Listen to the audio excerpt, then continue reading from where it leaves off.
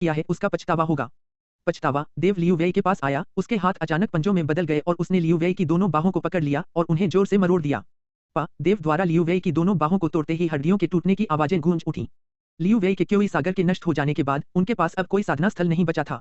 इस प्रकार एक चोटी के सामने भी इच्छे क्रम के देव उसके पास प्रतिरोध करने की कोई शक्ति नहीं थी। बड़ी तलवार संप्रदाय बाओलोंग साम्राज्य के शक्तिशाली संप्रदायों में से एक था और बड़ी तलवार संप्रदाय के संप्रदाय प्रमुख के रूप में उसे इस तरह कब अपमानित किया गया था। एक जियांतियन राज्य विशेषज्ञ, उसकी भुजाएं वास्तव में एक 10 वर्षीय लड़के द्वारा मरोड़कर तोड़ दी गई थीं। वह दर्द में था, लेकिन इससे उसकी आंखों में और भी ज्यादा दर्द हो गया। काश वह देव को एक ही बार में निगल जाता। मैं तुम्हें मार डालना चाहता हूँ, छोटे कुत्ते। जब उसने यह चिल्लाया तो फी हो की हथेली ने उसके बाएं गाल पर थप्पड़ मारा, जिससे लियू वेई सीधे दूर जा गिरा। जब तक लियू वेई फिर से जमीन पर गिरा, उसका बायां चेहरा सुअर की तरह सूज गया था। हुआंग जुन, हुआंग मिंग, हुआंग वेई, हुआंग काइट और चेन यिंग हिलने की हिम्मत नहीं कर पाए। उन्होंने मार्शल हाउटियन को लियू वेई के क्योई सागर को बर्बाद करते देखा, लियू वेई की दोनों भुजाओं को देव द्वारा बुरी तरह मरोड़ते और तोड़ते देखा और उनके दिल भय से कांप रहे थे।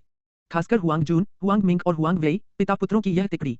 उनके चेहरे मौत की तरह पीले ठंडे थे, मानो वे हजारों मीटर गहरी बर्फीली खाई में गिर गए हों। उनके शरीर बेकाबू होकर कांपने लगे। लियू वेई ने खड़े होने की आखिरी कोशिश की और इस बार उसकी आंखों में क्रूरता नहीं बल्कि खौफ था। देव, तुम मुझे छोड़ दो। जब तक तुम मुझे जाने दोगे, मैं गारंटी दे सकता हूँ कि मेरा बड़ा तलवार संप्रदाय इस मामले को आगे नहीं बढ़ाएगा और हुआंग कबीले की जागीर से बदला नहीं लेगा। लियू वेई ने भारी आवाज में विनती की। बदला नहीं लूंगा। देव उसके सामने खड़ा हो गया और अपना सिर हिलाया। असुर के ब्लेड पहले से ही उसके हाथों में थे। देव के हाथों में ब्लेड देखकर लियू वेई डर से कांप उठा। मैं तुमसे विनती करता हूँ, मुझे मत मारो, मुझे मत मारो। देव, मुझे मत मारो, तुम जो चाहो, मैं तुमसे वादा करता हूँ। देव के चेहरे पर ठंडक थी। क्या अब यह कहने में थोड़ी देर नहीं हो गई? तुम्हें शुरू से ही ऐसा नहीं करना चाहिए था। जब तुमने 2 दिन पहले मेरे पिता को घायल किया था तो तुम्हें ऐसे अंत की उम्मीद करनी चाहिए थी। नहीं, मुझे मत मारो, मुझे मत मारो। लियू वेई देव के शरीर से हत्या की भावनाएं निकलती हुई महसूस कर सकता था। डर और घबराहट के एक पल में लियू वेई सचमुच घुटनों के बल बैठ गया। तुम मुझे नहीं मार सकते। मैं एक जियांतियन राज्य का योद्धा हूँ। तुम मुझे नहीं मार सकते। जियांतियन राज्य का योद्धा। देव के हाथों में ब्लेड क्षैतिज रूप से घूम रहे थे और 2 तेज ब्लेड की रोशनियां अंतरिक्ष में कटती हुई लियू वेई के गले पर 2 लाल रेखाएं खींच रही थीं। नीचे देखते हुए लियू वेई के दोनों हाथ उसकी गर्दन को पकड़े हुए थे और वह मुंह के बल गिर पड़ा। उसकी गर्दन से उसकी उंगलियों के बीच से खून बह रहा था और जमीन गहरे लाल रंग की हो गई थी। बड़ी तलवार संप्रदाय के नेता, एक जियांतियन राज्य विशेषज्ञ, लियू वेई ने अपनी अंतिम सांस ली। लियू वेई की लाश आंखें फाड़े पड़ी थी। शायद उसने कभी नहीं सोचा था कि लोटोंग साम्राज्य की यह साधारण यात्रा उसके जीवन का अंत बन जाएगी। इससे भी ज्यादा हास्यास्पद यह था कि उसकी मौत असल में एक 10 साल के छोटे बच्चे के हाथों हुई थी। देव ने जमीन पर पड़ी अकड़ती हुई लाश पर नजर डाली और फिर वह मुड़ा। उसकी नजर कुछ ही दूरी पर हुआंग जुन, हुआंग मिंग और हुआंग वेई पर थी। देव का ध्यान उनकी ओर गया था। यह देखकर तीनों पिता पुत्रों के दिल लगभग उछल पड़े और उनके चेहरे पीले पड़ गए। शियाओलोंग, बड़े चाचा गलत थे। बड़े चाचा अब जान गए हैं। अचानक हुआंग मिंग घुटनों के बल बैठ गया और देव के सामने झुककर चिल्लाया, अपने पिता की खातिर हमें छोड़ दो। हम तीनों पिता पुत्रों को इस बार छोड़ दो। हाँ, शियाओलोंग। हम एक पल के लिए उलझन में थे। हुआंग जून अपने पिता के पीछे गया और घुटनों के बल बैठ गया। कृपया दया करें और हमें जाने दें। हम भविष्य में ऐसा दोबारा करने की हिम्मत नहीं करेंगे। अगर आप हमें जाने देने के लिए राजी हो जाते हैं तो हम हुआंग कबीले की जागीर तुरंत छोड़ देंगे। लॉर्ड जागीर का भविष्य निश्चित रूप से आपके पिता का है। तुम सबको छोड़ दूं, देव बार बार ठंडे स्वर में कह रहा था। हालांकि इस समय हुआंग वेई देव को जलती हुई घृणा से देख रहा था और हुआंग मिंग और हुआंग जून से बोला, पिताजी, बड़े भाई, इस कुत्ते से भीख मांगने की कोई जरूरत नहीं है। मुझे नहीं लगता कि यह कुत्ता हमारे साथ कुछ करने की हिम्मत करेगा। यह सुनकर हुआंग मिंग और हुआंग जून के चेहरे का रंग बदल गया। जल्दी से घुटने टेको और शियाओलोंग के सामने अपनी गलती मान लो। हुआंग मिंग एक साथ चिढ़ और गुस्से में था। दरअसल वह इतना घबराया हुआ था कि जब वह उछला तो उसकी हथेली हुआंग वेई के चेहरे पर दाहिनी ओर से लग गई और हुआंग मिंग ने इतनी जोर से थप्पड़ मारा कि हुआंग वेई को चक्कर आ गया और वह बेसुध हो गया। यह जानवर पहले से ही इस तरह की स्थिति में है, फिर भी उसे इस पल की गंभीरता का अंदाजा नहीं है। अब तक फिर भी वह उस कुत्ते देव का विरोध करने की हिम्मत कर रहा है। क्या वह जीने से थक नहीं गया है? हुआंग वेई को देखते हुए देव की आंखों में एक ठंडी रोशनी चमक उठी। हुआंग काइड, जो एक तरफ खड़ा था, ने इस समय बीच में बोलने का फैसला किया। उसने विनती भरी नजरों से देव की ओर देखा और कहा, शियाओलोंग, हुआंग वेई अभी जवान और नादान है। दादाजी आपसे विनती करते हैं, अपने पिता के लिए उन्हें छोड़ दीजिए। दादाजी गारंटी देते हैं, भविष्य में ऐसा फिर कभी नहीं होगा। सुयान पास ही खड़ी थी और सब कुछ सुन रही थी, लेकिन उसने कुछ नहीं कहा। तभी अचानक भीतरी आंगन से कमजोर कदमों की आहट सुनाई दी और बुरी तरह घायल हुआंग पेंग हर कदम पर जोर लगा रहा था। एक नौकर की मदद से बाहर आता दिखाई दिया। अंदर भी हुआंग पेंग लियू वेई और मार्शल हाउतियान की लड़ाई की आवाजें सुन सकता था और अपने बेटे की चिंता के कारण उसने जिद करके अपने कमरे से बाहर जाकर हालात देखने की जिद की, अपने जख्मी शरीर की परवाह किए बिना।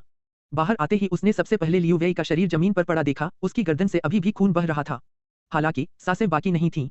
बड़े तलवार संप्रदाय के संप्रदाय प्रमुख लियू वेई पहले ही मर चुके हैं। हुआंग पेंग को गहरा सदमा लगा, उसे यकीन करना मुश्किल हो रहा था। लियू वेई एक जियांतियन क्षेत्र विशेषज्ञ थे, फिर भी आखिरकार उनकी हत्या कर दी गई। उन्हें किसने मारा था? पेंग गे, तुम बाहर क्यों आए हो? हुआंग पेंग को देखकर सुयान ने चिंता से पूछा और जल्दी से उसके पास दौड़ी और उसकी बाहें पकड़ लीं। हुआंग पेंग ने सिर हिलाया और जोर देकर कहा, मैं ठीक हूँ। फिर वह देव के पास आया और अपने बड़े भाई हुआंग मिंग, हुआंग जून और हुआंग वेई को देव के सामने घुटने टेकते देखा। हालांकि उसे ठीक ठीक पता नहीं था कि क्या हुआ था, लेकिन वह कमोबेश अंदाजा लगा सकता था कि क्या हुआ होगा। हुआंग पेंग, तुम शियाओलोंग से कहो कि उन्हें छोड़ दे। हुआंग मिंग और उसके बेटे अपनी गलतियां जानते हैं। हुआंग पेंग को आते देखकर हुआंग ट्वेडे ने जल्दी से कहा। हुआंग पेंग का सिर अपने बेटे की ओर मुड़ा और बोला, शियाओलोंग, तुम उन्हें क्यों नहीं छोड़ देते? हुआंग पेंग से देव ने कहा, पिताजी, आप मुझे उन्हें जाने देने के लिए कहते हैं, लेकिन 2 दिन पहले क्या उन्होंने आपको छोड़ दिया था? जब लियू वेई ने आपको घायल किया था, तो क्या दादाजी ने हुआंग मिंग से आपको छोड़ देने के लिए कहा था? देव ने हुआंग ट्वेडे की ओर उंगली उठाई। उस समय हुआंग ट्वेडे ने हुआंग पेंग के लिए कुछ नहीं कहा और हुआंग मिंग से कहा कि वह अपने माता पिता को बिल्कुल भी न छोड़े। अभी जब लियू वेई ने कहा कि वह मेरी साधना को बर्बाद करना चाहता है, तो क्या दादाजी ने हुआंग मिंग या उनमें से किसी से मुझे छोड़ देने की विनती की थी? देव ने अपनी ठंडी आंखों से हुआंग ट्वेडे को घूरते हुए कहा। अगर यह संयोग न होता कि वह इस बार मार्शल हाउतियान को अपने साथ वापस न लाया होता, तो मरने वाला निश्चित रूप से फी हो होता और वह एक बेकार और अपंग व्यक्ति बन जाता। हुआंग मिंग, हुआंग जून और हुआंग वेई उसे यातना देने के कई तरीके सोचेंगे। जैसा कि लियू वेई ने पहले कहा था, मृत्यु जीने से बेहतर है और मृत्यु एक विलासिता होगी। देव के सवालों को सुनकर हुआंग ट्वेडे का सिर शर्म से झुक गया और उसके मुंह से कोई शब्द नहीं निकला। हुआंग मिंग और हुआंग जून भी चुपचाप देखते रहे। हुआंग पेंग ने आह भरी और कहा, शियाओलोंग, फिर भी इस बार उन्हें माफ कर दो। ठीक है, मैं उन्हें नहीं मारूंगा। चूंकि उसके पिता ने उनके लिए विनती की थी, इसलिए वह अपने पिता को निराश नहीं कर सकता था। उसकी ठंडी नजर पिता पुत्रों की तिकड़ी हुआंग मिंग, हुआंग जून और हुआंग वेई पर पड़ी। हुआंग कबीले की ज्येष्ठ परिषद बुलाओ और हम हुआंग कबीले की जागीर के नियमों के अनुसार इस मामले का फैसला करेंगे। हुआंग कबीले की जागीर के नियमों के अनुसार फैसला करो। हुआंग मिंग, हुआंग जून और हुआंग वेई मन ही मन राहत महसूस कर रहे थे। हालांकि उनके चेहरे भी उसी समय थोड़े पीले पड़ गए। हुआंग कबीले की जागीर के नियमों के अनुसार कबीले के भाइयों को नुकसान पहुंचाने के लिए बाहरी लोगों के साथ मिलीभगत करने पर उनकी साधना नष्ट कर दी जाती और उन्हें हुआंग कबीले की जागीर से निकाल दिया जाता। रात हो गई। बर्फ गिरती रही। देव अपने छोटे से आंगन में खड़ा अंधेरे रात के आसमान को घूर रहा था, बर्फ को अपने शरीर पर गिरने दे रहा था। इससे पहले दोपहर में उनके दादा हुआंग क्योड़े ने एल्डर्स काउंसिल बुलाई और हुआंग कबीले मनोर के नियमों के अनुसार हुआंग मिंग, हुआंग जुन और हुआंग वेई से निपटा।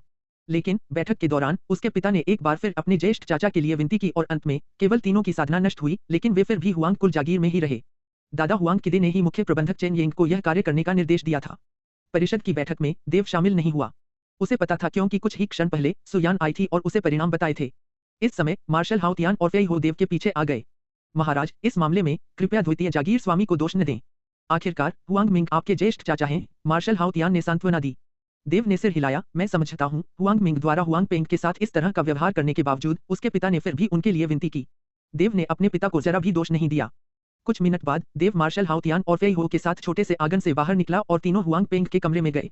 उसके माता पिता दोनों कमरे में मौजूद थे। बॉडी मेटामोर्फोस शास्त्र की आंतरिक शक्ति से देव द्वारा उपचार करवाने के बाद हुआंग पेंग की चोट काफी हद तक ठीक हो गई थी और अब वह बिस्तर तक सीमित नहीं था। शियाओलोंग, हुआंग पेंग और सुयान ने देव को मार्शल हाउतियान और फेई हो के साथ अंदर आते देखा और दोनों जल्दी से उठ खड़े हुए। प्रभु मार्शल। फिर हुआंग पेंग और सुयान ने मार्शल हाउतियान को अभिवादन में सिर हिलाया। इस समय तक हुआंग पेंग मार्शल हाउतियान की पहचान पहले से ही जान चुका था।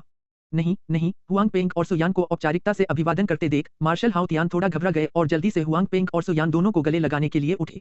दोनों को देखते हुए उन्होंने कड़वाहट से मुस्कुराते हुए कहा, भविष्य में मुझे और फेई हो को नाम से ही पुकारना। हम दोनों युवा स्वामी के अधीनस्थ हैं। हम द्वितीय जागीरदार और महोदया से इतना बड़ा अभिवादन स्वीकार करने की हिम्मत नहीं कर सकते। मार्शल हाउतियान ने जो कहा वह सच था। हालांकि वह लोटोंग साम्राज्य के एकमात्र मार्शल थे, हजारों सैनिकों से ऊपर और एक राजा के अधीन। देव से पहले वह केवल एक अधीनस्थ थे। मार्शल हाउतियान के शब्दों के बावजूद हुआंग पेंग और सुयान ने मार्शल हाउतियान को उनके नाम से पुकारने की हिम्मत नहीं की। यह उनके लोटोंग साम्राज्य का एकमात्र मार्शल हाउतियान था। अगर यह अतीत की बात होती तो उनके पास मार्शल हाउतियान का अभिवादन करने की भी योग्यता नहीं होती। कुछ ही पल बाद वे सब बैठ गए। हुआंग पेंग और सुयान की नजरों के सामने देव ने 20 साइकैड फल निकाले। ये साइकैड फल है। 2 जोड़ी आंखें आश्चर्य से चौड़ी हो गईं। देव मुस्कुराया और सिर हिलाया, हाँ, ये 20 साइकैड फल मुझे किस्मत से मिले हैं। पापा, मम्मी, आप दोनों इन साइकैड फलों को ले लो और उगाओ। हुआंग पेंग और सुयान दोनों ही मना करने के लिए मुंह खोलने ही वाले थे, लेकिन देव उनसे 1 सेकंड तेज था। सिर हिलाते हुए देव ने कहा, कुछ कहने की जरूरत नहीं है, मैंने काफी साइकैड फल ले लिए हैं। इसके अलावा मेरे पास अभी भी कुछ और हैं। इसलिए हुआंग पेंग और सुयान सिर्फ साइकैड फल ही रख सके। जब दोनों साइकैड के फलों से खुश थे, तभी देव ने 2 छोटी बोतलें निकालीं और हुआंग पेंग और सुयान से कहा, पापा, मम्मी, यह वाला उच्च श्रेणी का ग्रेड 4 स्पिरिट डैन जिंग्याओ डैन है, जबकि यह वाला उच्च श्रेणी का ग्रेड 5 स्पिरिट डैन क्योईसी डैन है। इसे ले लो। उच्च श्रेणी 4 स्पिरिट डैन जिंग्याओ डैन, उच्च श्रेणी 5 स्पिरिट डैन क्योईसी डैन। हुआंग पेंग और सुयान कांप उठे, अपने बेटे को एक अकल्पनीय भाव से देखते हुए। जियाओ, शियाओलोंग, तुम कहते हो इन 2 बोतलों के अंदर? हुआंग पेंग की बोलती बंद हो गई। वह हकलाते हुए देव से पूछने की कोशिश कर रहा था। देव ने हंसते हुए कहा, यह सही है। दरअसल मैं कॉस्मिक स्टार अकादमी का छात्र हूँ। इस बार अकादमी की प्रतियोगिता में मैंने प्रथम वर्ष की श्रेणी जीती और मुझे यह जिंग्याओ दान मिला। जहां तक इस क्यूसी दान की बात है, यह मुझे प्रधानाचार्य सुन झांग और उप प्रधानाचार्य शियोंग चू ने उपहार में दिया था। कॉस्मिक स्टार अकादमी का छात्र, प्रथम वर्ष का चैंपियन। प्रधानाचार्य ने उसे 5वीं कक्षा का उच्च स्पिरिट डैन उपहार में दिया। हुआंग पेंग और सुयान को ऐसा लगा जैसे उनके सिर घूम रहे हों, उन्हें चक्कर आ रहे हों। कॉस्मिक स्टार अकादमी का छात्र, जहां पूरे लोटोंग साम्राज्य के सबसे प्रतिभाशाली जूनियर इकट्ठा हुए थे। उनका बेटा असल में कॉस्मिक स्टार अकादमी का छात्र था। इतना ही नहीं, शियाओलोंग प्रथम वर्ष का चैंपियन था और उसे प्रधानाचार्य ने 5वीं कक्षा का उच्च स्पिरिट डैन दिया था। इसका क्या मतलब था? दोनों अच्छी तरह जानते थे। हालांकि यह खबर बहुत अचानक आई थी और यह इतनी चौंकाने वाली और अविश्वसनीय थी कि दोनों एक साथ इसे स्वीकार नहीं कर पा रहे थे। काफी लंबे समय के बाद हुआंग पेंग और सुयान धीरे धीरे अपने सदमे और उत्साह से उभरे। एक दूसरे को देखते हुए हुआंग पेंग ने मन ही मन अपना सिर हिलाया। यह बेटा, अब उनमें से कोई भी उसकी असलियत नहीं समझ सकता था। शुरुआत में 10वीं श्रेणी के अंतिम फी हो अपने बेटे का पीछा करते हुए उसे यंग मास्टर कह रहे थे और अब और भी चौंकाने वाली बात यह थी कि लोटोंग साम्राज्य के मार्शल हाउतियान भी अपने बेटे का पीछा कर रहे थे, उनके अधीनस्थ बन गए थे। इसके अलावा वह कॉस्मिक स्टार अकादमी का छात्र बन गया था और वह प्रथम वर्ष का नंबर 1 छात्र था और उसे बिना किसी कारण और बिना किसी कीमत के उच्च ग्रेड 5 स्पिरिट डैन उपहार में दिया गया था। जो कुछ भी हुआ, उससे वे अपने बेटे के आसपास के रहस्यों को समझ नहीं पाए। आखिरकार वे केवल जिंग्याओ डैन और क्यूईसी डैन वाली 2 बोतलें ही स्वीकार कर पाए। एक एक डैन अपने हाथों में लिए उन्हें समझ नहीं आ रहा था कि उन्हें उत्साहित होना चाहिए या खुश। हालांकि जब वे शांत हो गए और 2 डैन स्वीकार कर लिए तो देव ने एक बार फिर मैनुअल के 2 सेट निकाले और कहा, यह एक पृथ्वी रैंक साधना तकनीक और एक युद्ध कौशल का सेट है। क्या? पृथ्वी रैंक साधना तकनीक और युद्ध कौशल? हाल ही में स्वस्थ हुए हुआंग पेंग और सुयान को एक बार फिर चक्कर आ गया। पृथ्वी रैंक? उनके दिमाग में एक भिनभिनाहट गूंजती रही। काफी देर बाद वे धीरे धीरे शांत हुए। पृथ्वी रैंक साधना तकनीक और युद्ध कौशल को आत्मसात करते हुए दोनों पहले से ही अवाक थे। पिताजी, माँ, 2 दिन बाद नए साल के बाद मेरे साथ लोटोंग राजसी शहर चलो। देव की आवाज गंभीर और धीमी थी। लोटोंग राजसी शहर? यह? हुआंग पेंग और सुयान अपने बेटे के अचानक सुझाव पर हैरान रह गए और झिझक गए। लियू वेई की मृत्यु के कारण हुआंग कुल जागीर अब सुरक्षित नहीं है। इसके अलावा मैंने राजसी शहर में एक हवेली खरीद ली है, देव ने कहा। बहुत जल्द बड़े तलवार संप्रदाय को पता चल जाएगा कि लियू वेई की हत्या उसने की थी। अगर उसके माता पिता और भाई बहन हुआंग कुल जागीर में रहे तो यह निश्चित रूप से सुरक्षित नहीं है। हुआंग पेंग और सुयान दोनों ही मामले की गंभीरता जानते थे और शाही शहर में जाने में उन्हें कोई आपत्ति नहीं थी। बात बस इतनी थी कि वे इतने लंबे समय से हुआंग कबीले की जागीर में रह रहे थे। खासकर हुआंग पेंग, जब से वह पैदा हुआ था तब से यही था। तो तुम्हारे दादाजी? जब हुआंग पेंग ने यह बात कही तो देव ने दृढ़ता से अपना सिर हिलाया। यह संभव नहीं है पिताजी, अब इस मामले को उठाने की कोई जरूरत नहीं है। हुआंग पेंग ने मन ही मन आह भरी। शुरू में वह अपने बेटे से अपने पिता को अपने साथ लाने के लिए कहना चाहता था, लेकिन वह जानता था कि उसके बेटे के लिए दादाजी हुआंग त्वेडे को साथ लाना नामुमकिन था। हालांकि उसके बेटे ने हुआंग मिंग और उसके बेटों को नहीं मारा था, लेकिन इसका मतलब यह नहीं था कि शियाओलोंग ने उन्हें माफ कर दिया था। क्योंकि उसने दया की भीख मांगी थी, इसलिए शियाओलोंग ने मामले को हुआंग कबीले की जागीर के नियमों के अनुसार निपटाने दिया। पिता हुआंग काइड हमेशा से हुआंग मिंग के पक्ष में रहे थे और हुआंग पेंग जानते थे कि उनके बेटे के लिए अपने पिता हुआंग काइड को माफ करना मुमकिन नहीं था। राजसी शहर के लिए रवाना होने के बाद हुआंग पेंग उस दृश्य की कल्पना कर सकते थे। बिग स्वॉर्ड सेक्ट के विशेषज्ञों का हुआंग कबीले की जागीर में आगमन, लियू वेई की हुआंग कबीले की जागीर में मृत्यु हो गई और इसका मतलब था कि हुआंग कबीले की जागीर बिग स्वॉर्ड सेक्ट के प्रकोप से बच नहीं पाएगी। ऊपर से नीचे तक जागीर। हुआंग पेंग अपने दिल में संघर्ष कर रहे थे। 2 दिन बीते और चले गए। नया साल आ गया है। बाहर ठंडी बर्फ गिर रही थी और पूर्वी आंगन में चहल पहल थी। उसकी छोटी बहन हुआंग मिन और उसका छोटा भाई हुआंग शियाओहाई देव को उनके साथ खेलने के लिए परेशान कर रहे थे। हालांकि हुआंग मिन को हुआंग वेई ने लात मारी थी, लेकिन उसकी चोट हुआंग पेंग की तुलना में हल्की थी और देव के इलाज के बाद वह लगभग पूरी तरह ठीक हो गई थी। यह नया साल उन दोनों नन्हे बच्चों के लिए अब तक के सबसे खुशहाल नए सालों में से एक था।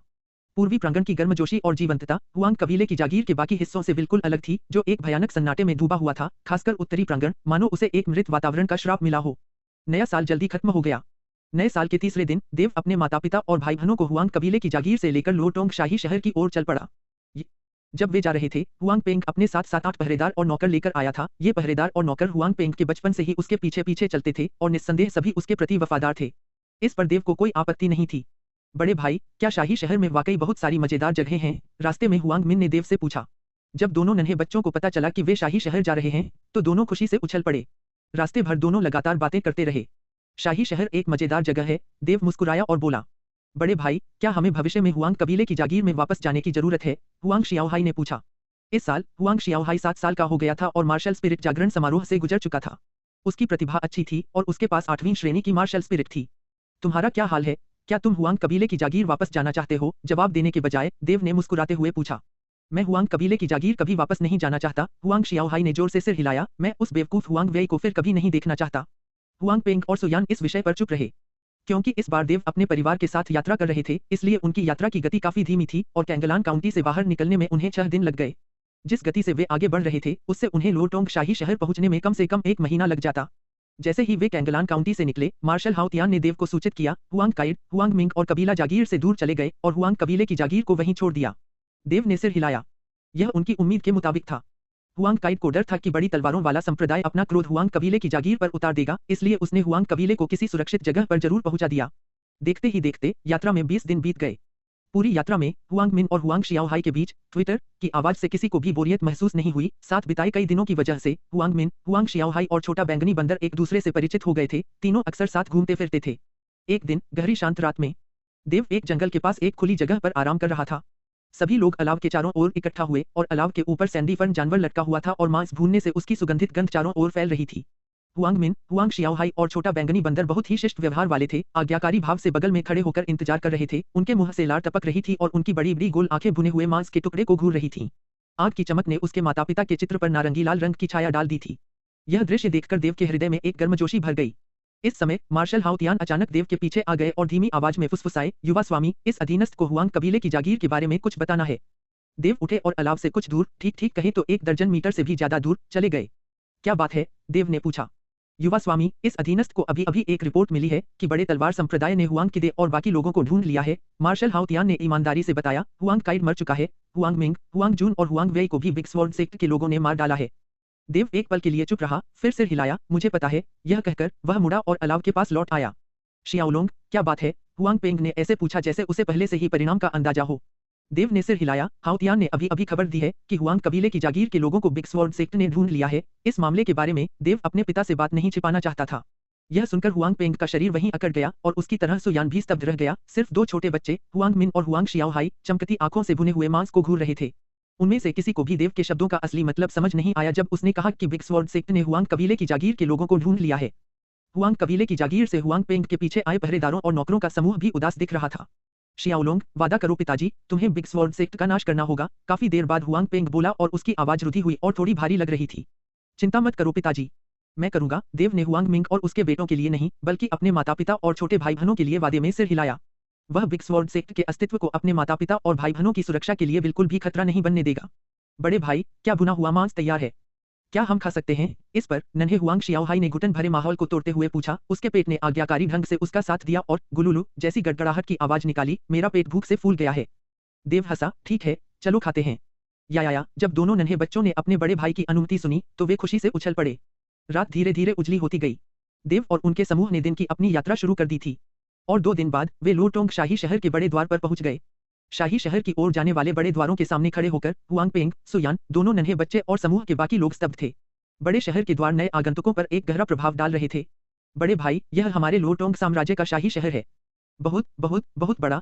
काफी देर बाद छोटा भाई हुआंग शियाओहाई ने एक वाक्य में 3 बहुत शब्दों का इस्तेमाल करते हुए बढ़ा चढ़ाकर चहचहाया। बहुत बड़ा। अपने छोटे भाई की प्यारी प्रतिक्रिया देखकर देव मुस्कुराया। चलो शहर में प्रवेश करते हैं, देव हंसा और बोला। यह सुनकर दोनों नन्हे बच्चे सबके आगे शहर के फाटकों की ओर दौड़ पड़े और आपस में होड़ लगाने लगे कि कौन पहले शहर में प्रवेश करेगा। पहले तो शहर के पहरेदार हुआंग मिन और हुआंग शियाओहाई का रास्ता रोकना चाहते थे, लेकिन जब उन्होंने देखा कि देव और मार्शल हाउतियान उन दोनों नन्हे बच्चों के पीछे आ रहे हैं, तो पहरेदार तुरंत एक तरफ हट गए और एक घुटने के बल बैठ गए। नमस्कार लॉर्ड मार्शल हाउतियान। इन पहरेदारों ने मार्शल हाउतियान को पहचान लिया। उठो, मार्शल हाउतियान ने सिर हिलाया, जिससे शहर के फाटक के पहरेदार खड़े हो गए। पहरेदार जल्दी से खड़े हो गए और सम्मानपूर्वक एक तरफ हट गए। देव और उसके माता पिता सबसे आगे चल रहे थे। उनके पीछे मार्शल हाउतियान और फेई हो थे और वे शहर के दरवाजों से होते हुए शाही शहर में दाखिल हुए।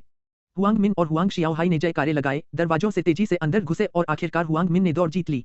हालांकि हुआंग शियाओहाई की प्रतिभा हुआंग मिन से ज्यादा थी, लेकिन उसकी युद्ध शक्ति अभी कुछ समय पहले ही जागी थी। वह हुआंग मिन से कैसे आगे निकल सकता था जो 1 साल से भी ज्यादा समय से युद्धची की साधना कर रहा था। दोनों नन्हे मुन्ने जोर जोर से हाफ रहे थे और अपने माथे से पसीने की बूंदें पोंछ रहे थे। और जब दोनों नन्हे मुन्ने अपनी छोटी सी दौड़ प्रतियोगिता के पसीने पोंछ रहे थे, तब शहर के पहरेदार इस कठिन परीक्षा के बाद अपने माथे से ठंडा पसीना पोंछ रहे थे। वह बच्चा कौन है जिसके पीछे मार्शल हाउतियान चल रहा है? तुम्हें यह बात बिल्कुल नहीं पता होगी क्योंकि तुम कुछ दिन पहले ही शाही शहर में आए हो। यह स्वाभाविक है कि तुम्हें पता न हो। वह देव है। देव? देव कौन है? जब शहर के पहरेदार आपस में गपशप कर रहे थे, देव और उसका समूह नजरों से ओझल हो गया।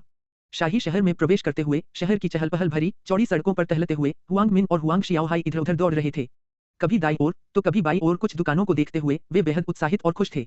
देव के कंधे पर बैठा छोटा बैंगनी बंदर भी दौड़कर उन दोनों नन्हे बच्चों के पास आ गया जो इधर-उधर दौड़ रहे थे और खुशी से हंस रहे थे। अपनी छोटी बहन और भाई को खेलते हुए देखकर देव भी खुश हो गया। लगभग 1 घंटे टहलने के बाद जब वे डिलीशियस रेस्टोरेंट के पास से गुजरे तो देव अचानक रुक गया। हुआंग पेंग और सुयान की ओर मुड़कर उसने पूछा, पापा, मम्मी, क्या हम अंदर जाकर कुछ खाए? देव को याद आया कि वह पहली बार शाही शहर में कब आया था, जब वह फी हो के साथ यहाँ था। इस रेस्टोरेंट के व्यंजन और स्नो मून वाइन काफी स्वादिष्ट थे।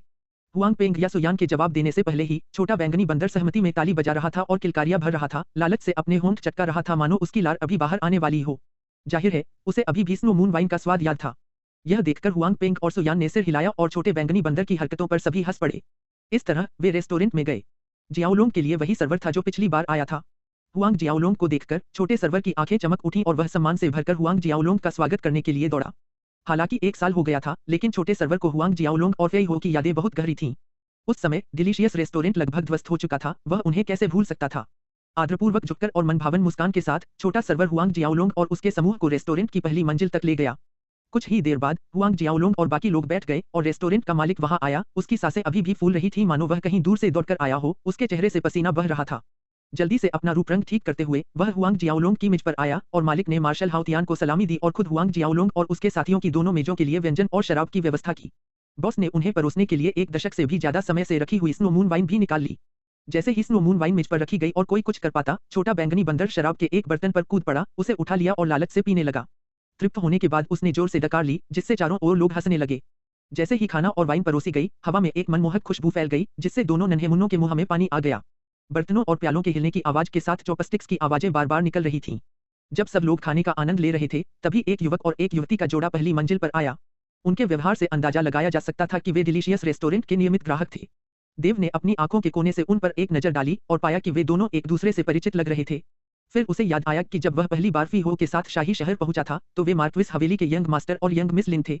उसे याद आया कि उस समय ये तथाकथित यंग मास्टर लिन और यंग मिस लिन स्टेज 4 के फ्लेम बीस्ट्स पर सवार होकर शहर में प्रवेश कर रहे थे। बेशक उन्हें शहर के द्वार पर प्रवेश शुल्क नहीं देना पड़ता था।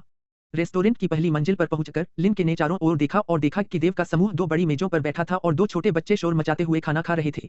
लिन के ने भौहें चढ़ाई। उसने अपने पीछे बैठे सर्वर की ओर सोने के सिक्कों से भरा एक थैला फेंका और देव की ओर इशारा करते हुए आज्ञाकारी स्वर में कहा, पूरी पहली मंजिल, मैं इसे आरक्षित कर रही हूँ।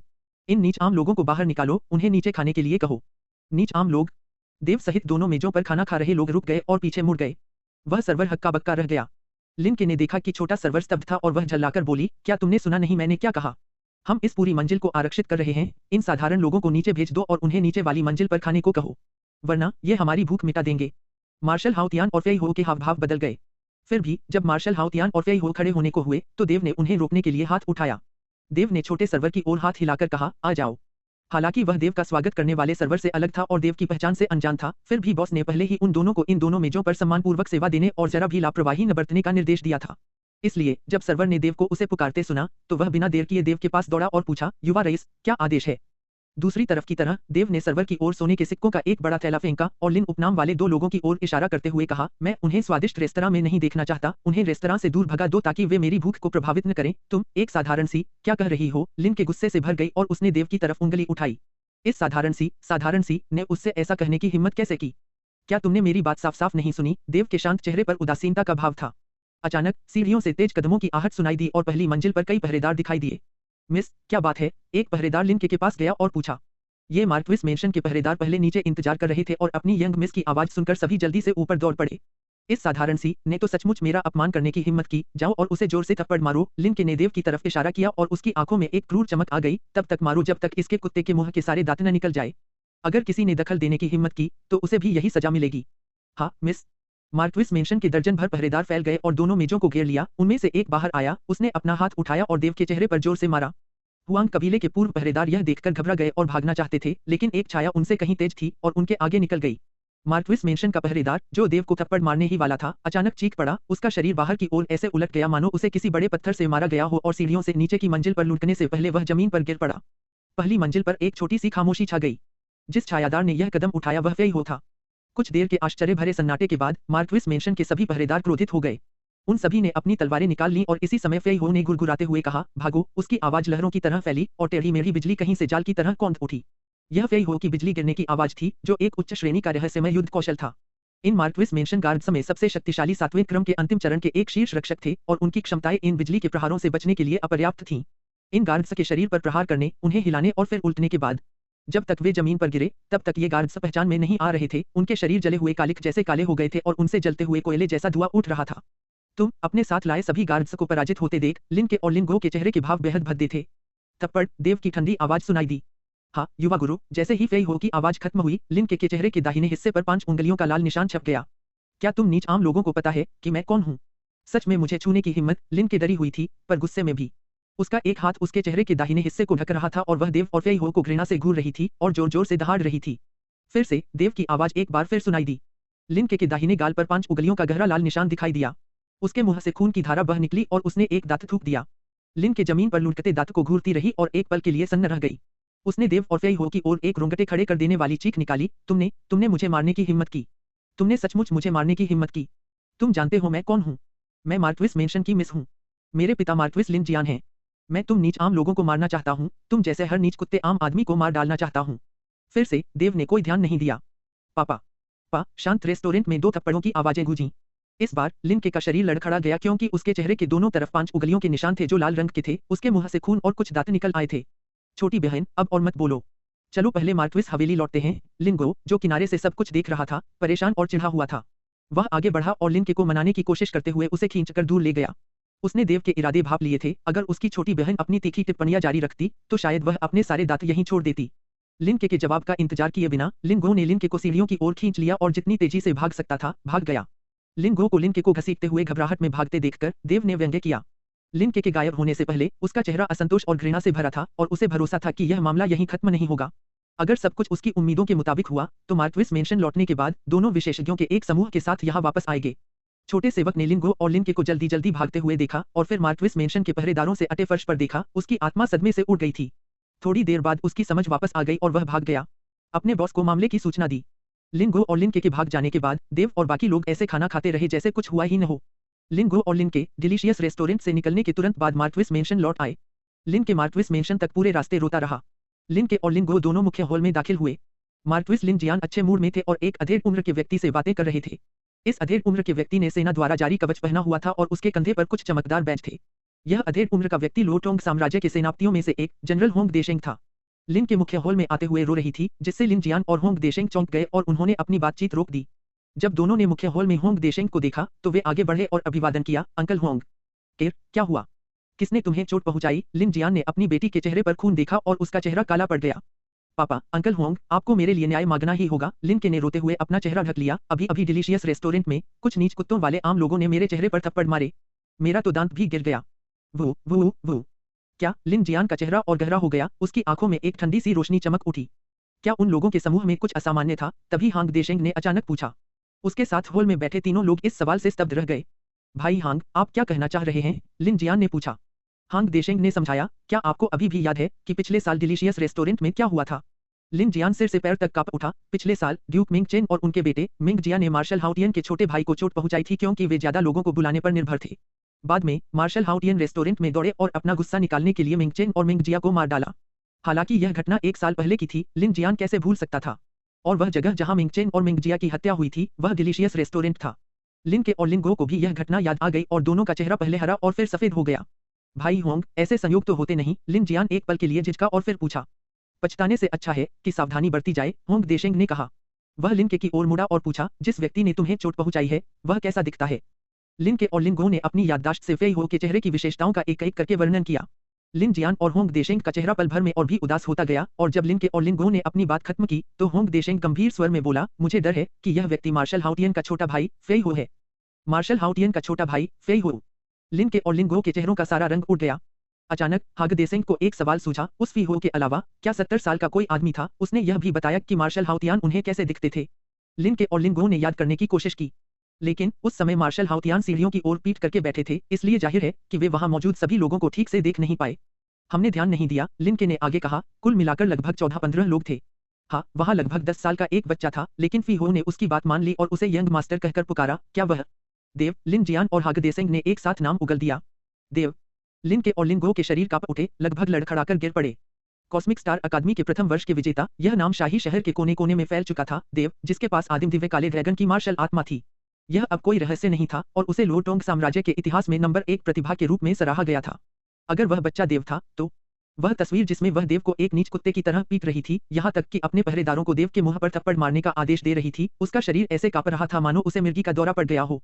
तो पापा, अब क्या करें? लिन के का चेहरा पीला पड़ता गया, पहले वाला अहंकार और निरंकुश व्यवहार बिना किसी निशान के गायब हो गया। लिन जियान और होंग देशेंग चुप थे। पूरे बड़े हॉल में एक भारी माहौल छा गया। पापा, कुछ तो बोलो। लिन के चिंतित हो गई। ढीठ, अचानक चुप। लिन जियान गुस्से से उठ खड़ी हुई और लिन के पर गरजते हुए बोली, यह सारी मुसीबत तुम्हारी वजह से है। तुम्हें लगता है कि मैं तुम्हारे व्यक्तित्व को नहीं जानती? अगर तुम गलत नहीं होते तो तुम्हें लगता है कि फेई हो कुछ करेगी? लिन के चेहरे पर एक हथेली का निशान उड़ गया और उसके चेहरे पर 5 उंगलियों का एक और हथेली का निशान चमकता हुआ जल उठा। लिन के ने अपना चेहरा पकड़ लिया और अपने पिता को स्तब्ध भाव से देखने लगी। उसकी आंखों से अचानक आंसू बहने लगे। जब से वह छोटी थी, उसके पिता हमेशा उसकी हर जरूरत पूरी करते थे, क्योंकि वह अपनी बेटी को निराश करने से डरते थे। लेकिन आज उसके पिता ने उसे सचमुच मारा। लिन के जितना ज्यादा इस बारे में सोचती, उसे उतना ही ज्यादा अन्याय महसूस होता और हॉल में उसकी चीखें उतनी ही तेज होती जाती। तुम, लिन जियान ने गुस्से में एक बार फिर हाथ उठाया, लेकिन आखिर में हाथ फिर नीचे गिर गया। भाई लिन, अभी किर को सिखाने का समय नहीं है। लिन गो, मुझे बताओ कि क्या हुआ था? इस समय होंग देशेंग ने स्थिति को संभालने की कोशिश करते हुए लिन जियान को सलाह दी। जी हाँ अंकल होंग, लिन गो ने सम्मानपूर्वक उत्तर दिया और बिना कुछ छुपाए अपने पिता और अंकल होंग को शुरू से आखिर तक जो कुछ हुआ सब बता दिया। उसकी हिम्मत नहीं हुई। लिन जियान ने अपने बेटे को यह कहते सुना कि उसकी बेटी लिन के ने पहली मंजिल पर कदम रखते ही रेस्टोरेंट के सर्वर को देव, फी हो और उनके साथ आए लोगों को बाहर निकालने का आदेश दिया था। उसके हर वाक्य की शुरुआत और अंत नीच कुत्ते आम आदमी से होता था और वह अब उतना शांत नहीं रह पा रहा था जितना वह चाहता था। लिन गो ने घटना का वर्णन पूरा किया तो लिन जियान का चेहरा कीचड़ से भी ज्यादा काला पड़ गया। चलो भाई लिन, हम डिलीशियस रेस्टोरेंट जाकर देव और फी हो से माफी मांगते हैं। मैं तुम्हारे साथ वहां चलूंगा, होंग देसेंग ने समझाया। वे दोनों पुराने दोस्त थे, चूंकि वह यहाँ था इसलिए वह बिना कुछ मदद किए यूं ही बैठकर नहीं देख सकता था। लिन जियान के चेहरे पर कोई खास भाव नहीं था, लगता है यही एक रास्ता है। कुछ ही देर बाद लिन जियान और होंग देसेंग लिन के और लिन गो को डिलीशियस रेस्टोरेंट ले आए और जल्द ही वे चारों डिलीशियस रेस्टोरेंट की पहली मंजिल पर पहुंच गए जहां देव का समूह मौजूद था। लिन जियान और होंग देसेंग कुछ बोलने ही वाले थे कि तभी उन दोनों की नजर देव के बगल में बैठे व्यक्ति पर पड़ी। दोनों के चेहरे पर अकड़न आ गई और उनके कदम अचानक रुक गए। उनकी आंखें बाहर निकल आईं। लॉर्ड मार्शल हाउतियान। तभी मार्शल हाउतियान उनकी आवाजें सुनकर मुड़े। मार्शल हाउतियान का चेहरा देखते ही लिन जियान और होंग देशेंग के मन में डर के मारे सन्नाटा छा गया। दोनों एक ही पल में पीले पड़ गए। उनके पीछे लिन के और लिन गो थे। जब दोनों ने अपने पिता के शब्द जोर से सुने तो उनके पैर लड़खड़ा गए और वे लगभग जमीन पर गिर पड़े। डर को चाहे जितना दबाए, वे ठीक से खड़े भी नहीं हो पा रहे थे। शुरू में उनके आने से पहले लिन जियान और होंग देशेंग किसी अच्छे भाग्य की कामना कर रहे थे, काश मार्शल हाउतियान उस दौरान मौजूद न होते। लेकिन अब 1 घंटे बाद देव, मार्शल हाउतियान और बाकी समूह डिलीशियस रेस्टोरेंट से चले गए। देव के जाने के बाद लिन जियान, उनके बच्चे और होंग देशेंग भी बदहवास और निराश दिखते हुए रेस्टोरेंट से बाहर चले गए। किसी को नहीं पता था कि उस 1 घंटे में क्या हुआ। हालांकि अगले दिन सुबह लिन जियान की मार्क्विस उपाधि रद्द कर दी गई और उसे स्वयं राजा लूजे द्वारा जारी एक शाही आदेश बना दिया गया। देव की तरफ रेस्टोरेंट से निकलने के बाद समूह तियानशुआन हवेली की ओर चल पड़ा। जैसे ही वे पास पहुंचे, बोली और नौकर बाहर इंतजार कर रहे थे। बड़े भाई, अब से यह तियानशुआन हवेली हमारा घर है। तियानशुआन हवेली के प्रवेश द्वार के सामने खड़ी छोटी बहन हुआंग मिन ने उत्सुकता से पूछा। देव ने सिर हिलाया और मुस्कुराई, माँ, अब से तियानशुआन हवेली हमारा घर है। हुआंग मिन और हुआंग शियाओहाई देव के जवाब पर खुशी से उछल पड़े और एक दूसरे के अंदर जाने की होड़ में लग गए। यह सुनकर सभी हंस पड़े। पापा, मम्मी, चलो अंदर चलते हैं, देव ने हुआंग पेंग और सुयान से कहा। दोनों ने सिर हिलाया और अपने दिल में तसल्ली और खुशी महसूस की। थोड़ी देर बाद सभी लोग मुख्य हॉल में जाकर बैठ गए। देव ने फेई हो से अपने माता पिता, भाई बहनों और हुआंग पेंग के साथ आए नौकर रक्षकों के लिए हुआंग कबीले की जागीर से रहने की व्यवस्था करने का अनुरोध किया। नए साल के लिए हुआंग कबीले की जागीर में वापस जाने से पहले शियाओलोंग ने फेई हो को आसपास की हवेलियां खरीदने के लिए 10 लाख सोने के सिक्के दिए। इस प्रकार वर्तमान तियानक्सुआन हवेली की जमीन 4 गुना बढ़ गई थी और वहां पर्याप्त कमरे थे। 20 दिनों से ज्यादा की यात्रा की थकान के कारण देव ने अपने माता पिता और छोटे भाई बहनों को आराम करने के लिए भेज दिया और मुख्य हॉल में केवल 3 लोग बचे थे, देव, मार्शल हाउतियान और फेई हो। आपकी जांच का नतीजा क्या है? देव ने मार्शल हाउतियान से पूछा। कुछ दिन पहले उन्होंने मार्शल हाउतियान से बिग स्वॉर्ड संप्रदाय की स्थिति की जांच करने का अनुरोध किया था। मार्शल हाउतियान खड़े हुए और सम्मानपूर्वक उत्तर दिया, सार्वभौम को उत्तर देते हुए, मामले की पहले ही स्पष्ट जांच हो चुकी है। इस समय बिग स्वॉर्ड संप्रदाय के लगभग 30,000 शिष्य हैं और मृत लियू वेई के अलावा एक और जियांतियान क्षेत्र विशेषज्ञ हैं और वह हैं लियू वेई के गुरु यूचेन। यूचेन पूर्व संप्रदाय प्रमुख हैं, उनकी शक्ति द्वितीय क्रम जियांतियान के मध्य के बराबर होनी चाहिए। लियू वेई के गुरु यूचेन द्वितीय क्रम जियांतियान के मध्य के। देव ने सिर हिलाया, इसका मतलब था कि यूचेन की शक्ति मार्शल हाउतियान के बराबर थी। फिर मार्शल हाउतियान ने बिग स्वॉर्ड संप्रदाय से संबंधित निष्कर्षों की रिपोर्ट जारी रखी, 10वें क्रम के शिष्यों की संख्या, 9वें क्रम के शिष्यों की संख्या इत्यादि। मार्शल हाउतियान की रिपोर्ट का अंत सुनकर देव की भौहें गहरी सिकुड़ गईं। ऐसा लगता है कि बिग स्वॉर्ड संप्रदाय को नष्ट करना उतना आसान नहीं था जितना उसने पहले सोचा था। हालांकि बिग स्वॉर्ड संप्रदाय में केवल एक ही जियांतियन विशेषज्ञ यूचेन बाओलोंग साम्राज्य के प्रमुख संप्रदायों में से एक के रूप में बचा था, फिर भी 10वें क्रम और 9वें क्रम के शिष्यों की संख्या नगण्य नहीं थी। इसके अलावा वह मार्शल हाओतियान को इसके लिए सेना बुलाने की इजाजत नहीं दे सकता था। अगर सेना का इस्तेमाल होता तो इसका मतलब दो राज्यों के बीच युद्ध होता। अगर यू मिंग आसपास होता तो अपनी जियांतियन 10वें क्रम की ताकत के साथ बिग स्वॉर्ड संप्रदाय से छुटकारा पाना उसके लिए उंगलियों के इशारे जितना आसान होता। बहरहाल यू मिंग असुर द्वार मुख्यालय लौट आया था और स्टारक्लाउड महाद्वीप से यहाँ वापस आने में कम से कम 1 साल का समय लगेगा। स्थिति को देखते हुए उसे अगला कदम तय करने से पहले यू मिंग के लौटने तक इंतजार करना होगा। अब उसके माता पिता और भाई बहन शाही शहर में उसके साथ थे और जब तक यूचेन यहाँ नहीं भागता उसके माता पिता और भाई बहन मार्शल हाओतियान की सुरक्षा में सुरक्षित रहेंगे। कुछ देर बाद मार्शल हाओतियान और फी हो मुख्य हॉल से बाहर निकल गए। मुझे जल्द से जल्द 7वें क्रम में पहुंचना होगा, देव ने मन ही मन सोचा। 7वें क्रम में आगे बढ़ने के बाद वह लिंगलोंग पैगोडा की पहली परत खोल सकता था और विरासती शारीरिक साधना तकनीक स्वर्ण लिंगलोंग शरीर प्राप्त कर सकता था। अपनी मार्शल स्पिरिट्स क्षमताओं के अलावा वह 8वें क्रम के योद्धा से भी लड़ सकता था। इतना ही नहीं, लिंगलोंग ट्रेजर पैगोडा की पहली परत खोलने के बाद वह अपने माता पिता को अग्नि ड्रैगन मोती दे सकता था।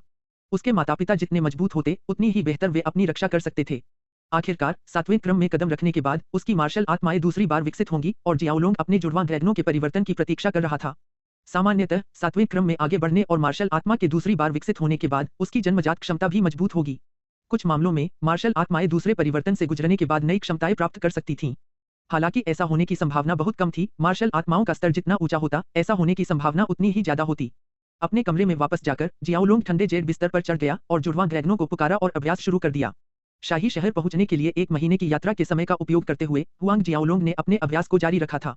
इसके अलावा उसके शरीर के अंदर स्थित लिंगलोंग खजाना शिवालय हर समय अग्नि ड्रैगन क्यू उत्सर्जित करता रहता था, जिससे उसका शरीर सुडौल और युद्ध क्यू में सुधार होता था। इससे शियाओलोंग हर दिन और भी शक्तिशाली होता गया और 7वें क्रम की बाधा हर पल कम होती गई। उसे लग रहा था कि 1 महीने के भीतर वह 7वें क्रम तक पहुंच सकता है। रात हो गई। जब तक देव ने असुर रणनीति चलाना बंद किया तब तक रात काफी हो चुकी थी। चांदनी नीचे चमक रही थी और जमीन पर एक धुंधली सी परत बन गई थी और कभी-कभी पतले बादल चाँद को ढक लेते थे।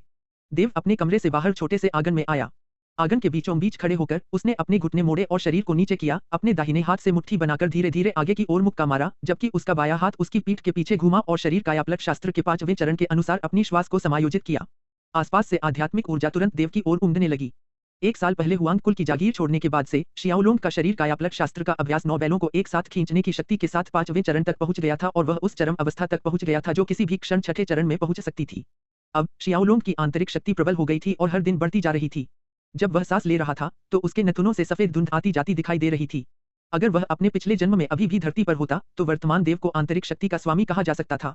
रात के अंधेरे की जगह धीरे धीरे आने वाली भोर ने ले ली और देव ने आखिरकार शरीर कायापलट शास्त्र बंद कर दिया। इसके बाद उसने असुर के ब्लेड पुकारे। वह हवा में उछला और असुर के ब्लेड घुमाए। तुरंत अनगिनत ब्लेड की रोशनियां उड़ी जो बारिश की छोटी छोटी बूंदों में बदल गईं और एक प्रचंड आंधी में बदल गईं जिसने चारों दिशाओं को अपनी चपेट में ले लिया। लेकिन इस क्षण प्रचंड आंधी अचानक एक हल्की, कोमल, बमुश्किल पहचानी जा सकने वाली बूंदाबांदी में बदल गई। छोटी छोटी बारिश की ब्लेडों के भीतर से चीख पुकार और विलाप की आवाजें आ रही थीं जो बहुत देर तक जारी रहीं। थोड़ी देर बाद देव रुका और एक गहरी सांस ली। इसमें 1 साल से ज्यादा का समय लग गया था और अब आखिरकार वह असुर तलवार कौशल की दूसरी शैली असुर के आंसू में महारत हासिल कर चुका था। उसे इस चाल के भाव और उद्देश्य की पूरी समझ थी, लेकिन बस एक ही कमी थी कि उसकी युद्ध क्योई इसे कितनी देर तक संभाल सकती है।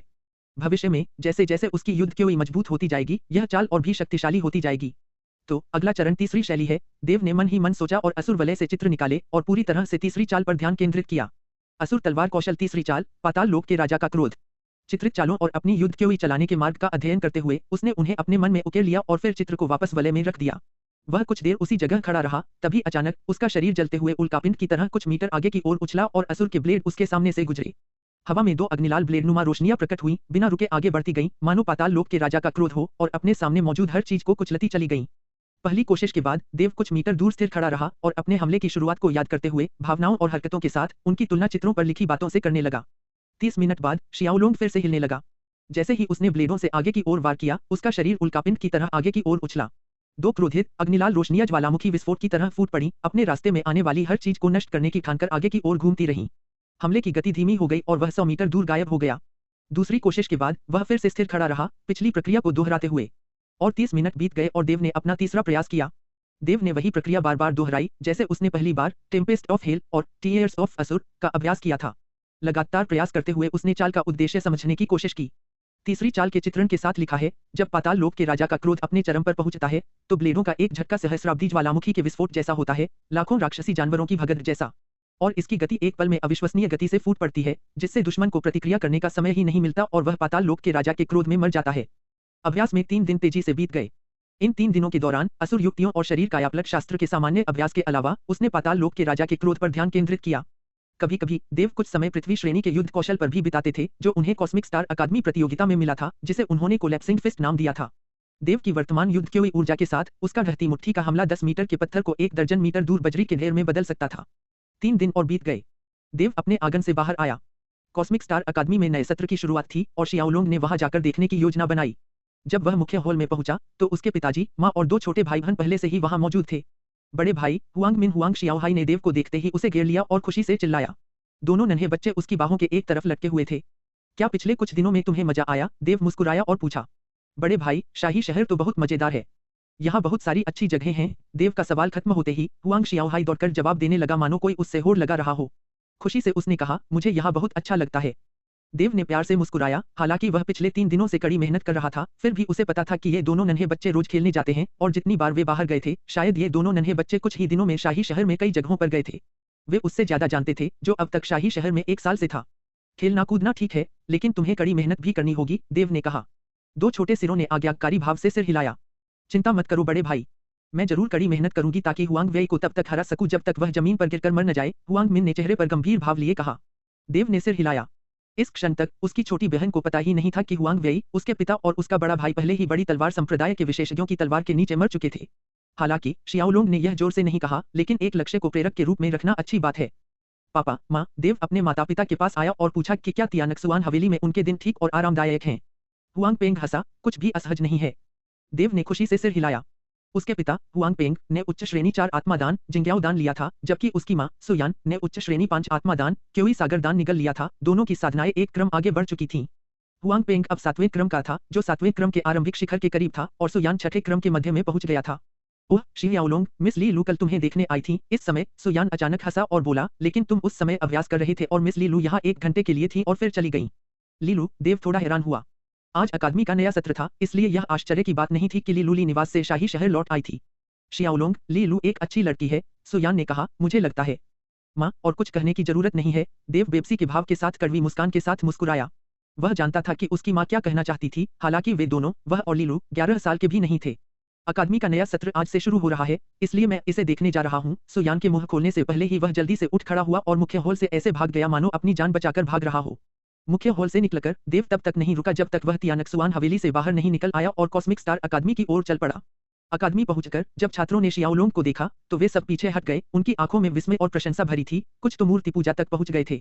शियाओलोंग ने रास्ते में फुसफुसाहटों को अनसुना कर दिया और इस कक्षा तक चला गया। जैसे ही उसने कमरे में कदम रखा, शोरगुल वाली कक्षा तुरंत शांत हो गई और सभी छात्र सीधे खड़े हो गए, जियांग टेंग सहित। जैसे ही देव अंदर चला गया, जियांग टेंग अपनी सीट से उछल पड़ा और डर के मारे कांपते हुए कक्षा के पीछे चला गया। देव, तुम क्या करना चाहते हो? यह बहुत स्पष्ट है कि उसने देव से इतनी मुक्के खाए थे कि उसके मन में देव के प्रति एक भयानक भय पैदा हो गया था। देव ने जियांग टेंग की प्रतिक्रिया देखी और वह असहाय मुस्कान के साथ अपना सिर हिलाए बिना नहीं रह सका। क्या वह इतना भयानक था? जियांग टेंग की उपेक्षा करते हुए देव अपनी सीट पर आकर बैठ गया। हालांकि देव पिछले सत्र में कक्षा में कम ही आता था, फिर भी किसी ने उसकी जगह लेने की हिम्मत नहीं की और वह जगह हमेशा खाली ही रही। शियाओलोंग, देव को देखकर ली लू बहुत खुश हुई और जैसे ही उसने आवाज लगाई, उसके चेहरे पर 2 प्यारे से गड्ढे पड़ गए। देव ने अभिवादन में सिर हिलाया। ऐसा लग रहा था कि इन 2 महीनों में ली लू का वजन कुछ कम हो गया है, लेकिन उसके चेहरे पर प्यारे गड्ढे वैसे ही बने रहे। शियाओलोंग के काफी देर तक बैठे रहने के बाद भी जियांग टेंग अपनी सीट पर वापस जाने से बहुत डरा हुआ था, जब तक कि शियोंग मेई की नहीं आ गया। कक्षा में देव को देखकर शियोंग मेई की थोड़ा हैरान और थोड़ा असहज महसूस कर रही थी। कक्षा के व्याख्यान के दौरान वह पूरी तरह से विचलित रही और बार-बार बीच में ही रुककर बोल रही थी, कई बार भूल गई कि वह क्या कह रही थी। देव एक पाठ के बाद कक्षा से बाहर निकला और पुस्तकालय चला गया। चूंकि उसे पता चला कि असुर द्वार का मुख्यालय स्टार क्लाउड महाद्वीप में है, इसलिए वह इसके बारे में और जानकारी ढूंढना चाहता था। देव पुस्तकालय में समय बिताते हुए दिन तेजी से बीत गया। जब देव बाहर आया तो दोपहर हो चुकी थी। नए साल को आए हुए 1 महीने से थोड़ा ज्यादा समय हो गया था, लेकिन धूप तेज थी और त्वचा पर पड़ने पर गर्माहट महसूस हो रही थी। तियानशुआन हवेली में लौटकर उसने सोचा कि दोनों छोटे बच्चे फिर से खेलने चले गए हैं, क्योंकि हवेली के आसपास उन दोनों की कोई परछाई नहीं थी। छोटा बैंगनी बंदर भी आसपास नहीं था। छोटा बैंगनी बंदर राक्षसी जानवरों को मारने और साधना के लिए उनके जानवरों के कोर खाने के लिए सिल्वरमून वन की ओर भागता था और समय समय पर हवेली में दिखाई देता था। तीनों बच्चे घर पर नहीं थे, लेकिन उसके माता पिता थे। उनके आंगन में जाकर देव ने उन्हें एक आंतरिक बल साधना तकनीक दी और उन्हें लगन से अभ्यास करने की याद दिलाई। उनके माता पिता की साधना उपलब्धियां उनकी युद्ध शक्ति की शक्ति के कारण सीमित थीं और उनके जियांतियन लोक में प्रवेश करने की संभावनाएं बहुत कम थीं। हालांकि आंतरिक बल साधना के सहयोग से स्थिति अलग थी, क्योंकि इससे उनके जियांतियन लोक में प्रवेश करने की संभावनाएं काफी बढ़ जाती हैं। उदाहरण के लिए देव, जब उनका शरीर कायांतरण शास्त्र 10वें चरण में पहुंचा तो उन्हें आंतरिक बल के संदर्भ में एक जियांतियन विशेषज्ञ माना जा सकता था। जियाओलोंग ने अनुमान लगाया कि एक आंतरिक बल जियांतियन विशेषज्ञ के पास इस दुनिया के जियांतियन विशेषज्ञों के समान स्तर की शक्ति होती है। हुआंग पेंग और सुयान तब बहुत खुश हुए जब उन्होंने देव को यह कहते सुना कि उनके द्वारा दी गई आंतरिक बल साधना तकनीक का अभ्यास करने से वे जियांतियन लोक में आगे बढ़ सकेंगे। अपने माता पिता को साधना तकनीक सिखाने के बाद जियाओलोंग ने साधना के दौरान आने वाली परिस्थितियों और उन कठिन हिस्सों के बारे में विस्तार से बताया जिन्हें समझना मुश्किल था। 2 घंटे से ज्यादा समय बीत चुका था जब हुआंग जियाओलोंग अपने माता पिता के आंगन से अपने आंगन में वापस लौटा, जहां उसने असुर युक्तियों और पाताल लोक के राजा के क्रोध का अपना अभ्यास जारी रखा। 1 और महीना बीतने के साथ समय तेजी से बीत रहा था। मूलतः इस 1 महीने के समय में जियाओलोंग अपने आंगन के दरवाजे से बाहर नहीं निकला, क्योंकि हर पल या तो असुर युक्तियों, शरीर कायापलट शास्त्र या पाताल लोक के राजा के क्रोध पर व्यतीत हुआ। उस रात हमेशा की तरह जियाओलोंग ठंडे जेड बिस्तर पर असुर युक्तियों का अभ्यास करते हुए बैठा था। धुंधली चांदनी कमरे में एक काले अजगर और एक नीले अजगर पर पड़ रही थी जो हुआंग जियाओलोंग के पीछे तैर रहे थे, लालच से ऊपर के अंतरिक्ष से नीचे आ रही पाताल लोक की आध्यात्मिक ऊर्जा को निगल रहे थे। जियाओलोंग के शरीर में युद्ध क्यों उसकी मेरिडियन में गर्जना और उछाल मारने लगी थी। लिंगलोंग खजाना शिवालय भी हुआंग जियाओलोंग के सिर के ठीक ऊपर तैर रहा था। जैसे जैसे जियाओलोंग असुर रणनीति अपनाता रहा, युद्ध क्यों उसकी मेरिडियन से तेजी से गुजरती रही, लगातार लुढ़कती रही और लगातार कम होते जा रहे 7वें क्रम के अवरोध से टकराती रही। जियाओलोंग को पता ही नहीं चला कि यह कब तक चलता रहा, तभी उसका शरीर अचानक कांप उठा। एक हल्की सी दरार की आवाज हुई जो सिर्फ वही सुन सकता था। 7वें क्रम का अवरोध आखिरकार टूट गया। पाताल लोक की युद्ध क्यों खुशी से 7वें क्रम के मेरिडियन के रास्ते में आगे बढ़ी और हुआंग जियाओलोंग के हृदय स्थान में एक क्यों सागर का निर्माण हुआ। पाताल लोक की युद्ध क्यों 7वें क्रम के मेरिडियन में अंतहीन रूप से दौड़ती रही और उसके हृदय में नवगठित क्यों सागर में एकत्रित हो गई। 7वें क्रम में प्रवेश करके और क्यों सागर का निर्माण करके शरीर के भीतर प्रचुर मात्रा में युद्ध क्यों उत्पन्न हुई। यदि मध्याह्न रेखाओं में युद्ध क्यों एक छोटी नदी के समान थी, तो अब क्यों सागर में युद्ध क्यों एक विशाल महासागर के समान थी। जैसे ही अवरोध टूटा, देव के पीछे का काला ड्रैगन और नीला ड्रैगन एक ही पल में विकसित हो गए। जुड़वां ड्रैगनों के शरीर बड़े हो गए, काले और नीले शल्क गहरे हो गए। एनसर और सबसे आश्चर्यजनक बात यह थी कि शुरुआती 4 पंजों से एक और पंजा निकला और वे दोनों 5 पंजों वाले ड्रैगन में बदल गए। ड्रैगन की भयानक दमनकारी आभा कमरे से बाहर फैलते ही 2 ड्रैगन के सिर आकाश की ओर दहाड़े। जियाओलोंग का शरीर बहुत देर तक टिमटिमाती चमक में लिपटा रहा, मानो उसके चारों ओर एक प्रकाश अवरोध हो। हुआंग जियाओलोंग रोमांचित था। आखिरकार उसने 7वें क्रम को तोड़ दिया। हाउटियन 7वें क्रम। कई लोग 2 विभाजन रेखाओं में से किसी एक पर अटके हुए थे, एक चौथा क्रम था और दूसरा 7वां क्रम। अधिकांश लोगों ने 7वें क्रम में प्रवेश पाने के लिए दशकों तक साधना की और कुछ लोग हमेशा के लिए 7वें क्रम के नीचे ही अटके रहे। राज्यों के छोटे शहरों में जियाओलोंग जैसे 7वें क्रम को राजा माना जा सकता था, लेकिन उस समय जियाओलोंग अभी 11 साल का भी नहीं हुआ था। उसकी जानकारी के अनुसार डुआनरिन साम्राज्य का निर्माण करने वाला व्यक्ति डुआनरिन सम्राट 13 वर्ष की आयु में 7वें क्रम तक पहुंच गया था। अपनी खुशी को दबाते हुए वह असुरों की रणनीति अपनाता रहा और अपने शरीर में पाताल लोक की आध्यात्मिक ऊर्जा को परिष्कृत करता रहा। काले और नीले ड्रैगन के विकसित होने के बाद पाताल लोक की आध्यात्मिक ऊर्जा को अवशोषित करने की उनकी गति 6ठे क्रम के उत्तरार्ध में उसके चरम पर होने की तुलना में 3 गुना तेज हो गई थी। शुरुआत में जब जियाओलोंग आगे बढ़ा तो सूखे के मौसम में उसका क्यों सागर एक खाली सागर था। जैसे जैसे वह आगे बढ़ा, पाताल लोक की आध्यात्मिक ऊर्जा को परिष्कृत करता गया, क्यों सागर में उसका युद्ध क्यों भंडार धीरे धीरे बढ़ता गया। उसी समय पाताल लोक की युद्ध क्यों उसकी मांसपेशियों, मांस, स्नायुबंधन और त्वचा को परिष्कृत कर रही थी।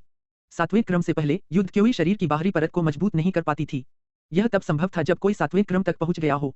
जब सुबह की धूप विशाल पृथ्वी पर पड़ी, देव ने अपना अभ्यास समाप्त किया और ठंडे जेल बिस्तर से उठे। 7वें क्रम में आगे बढ़ने की अपनी खुशी को व्यक्त करने के लिए उन्होंने आकाश की ओर जोर से चिल्लाया। एक रात के अभ्यास और युद्ध क्यों अभ्यास के बाद वह अपनी त्वचा पर फर्क महसूस कर सकते थे। यह कुछ नया था। इतना ही नहीं, उनकी सभी मांसपेशियां और यहाँ तक कि उनका मांस भी मजबूत हो गया था और उनकी कंडराएं भी मजबूत हो गई थीं। ऐसा कहा जाता था कि 10वें क्रम के योद्धा की बाहरी परत गाय के चमड़े से भी ज्यादा मजबूत होती थी, मांसपेशियां स्टील के पत्थर से भी ज्यादा कठोर होती थीं, कंडराएं स्प्रिंग जैसी विस्फोटक शक्ति वाली होती थीं और उनकी आवाज बेहद तेज होती थी। मैं तो पहले से ही 7वें क्रम का हूँ, मुझे आश्चर्य है कि आत्मा परिवर्तन के बाद मैं कैसा दिखूंगा, देव ने सोचा और अपने कमरे से बाहर आंगन में चला गया। काले और नीले दोनों ड्रैगन को पुकारते हुए देव ने आत्मा परिवर्तन की प्रक्रिया शुरू की। तुरंत काली और नीली रोशनियां चमक उठीं और 1 सेकंड से भी कम समय में गायब हो गईं, देव के शरीर पर छा गईं और विलय शुरू हो गया। यह उसकी भुजाओं से शुरू हुआ। देव की त्वचा पर ड्रैगन के शल्कों की एक महीन परत थी, बाएं हाथ पर काले रंग के ड्रैगन के शल्क थे और दाएं हाथ पर चमकदार नीले ड्रैगन के शल्क थे, जो चेहरे के अलावा उसके पूरे शरीर पर फैले हुए थे। देव को जरा भी असुविधा महसूस नहीं हुई, तब भी नहीं जब उसका पूरा शरीर ड्रैगन के शल्कों की एक परत से ढका हुआ था, मानो वे हमेशा से एक ही इकाई रहे हों और वह स्पष्ट रूप से महसूस कर सकता था कि उसकी बाहरी सुरक्षा एक नई दहलीज पर पहुंच गई है। बहुत मजबूत। यह पहला शब्द था जो देव के दिमाग में अपनी जुड़वा मार्शल आत्माओं के साथ अपने पहले आत्मा परिवर्तन के दौरान आया, और उसे पसंद आया। यह एहसास बहुत गहरा था। आत्मा परिवर्तन के बाद दोनों ड्रैगनों के सिर ऐसे लग रहे थे जैसे उसकी पीठ पर टैटू गुदवाए गए हों, जिससे एक राजसी आभा निकल रही थी। उसी समय जियाओलोंग की पुतलियों में भी बदलाव आया। उसकी बाईं आंख पूरी तरह काली हो गई थी और दाईं पुतली नीली। हुआंग जियाओलोंग की मुट्ठी अचानक खुली और सीटी बजती हुई हवा तेजी से अंतरिक्ष में फैल गई और नतीजा यह हुआ कि दर्जनों मीटर दूर एक टूटा हुआ नकली पहाड़ बन गया, जिसके नीचे छोटे छोटे पत्थरों और बजरी के टूटे हुए टुकड़ों का ढेर लग गया। नोट: यहाँ शाही राजवंश का कोई इतिहास नहीं है, लेकिन ड्रैगन ने अपने वस्त्र पर जितने पंजे कढ़ाई किए हैं, उसके अनुसार पद प्रतिष्ठा का अंतर होता है।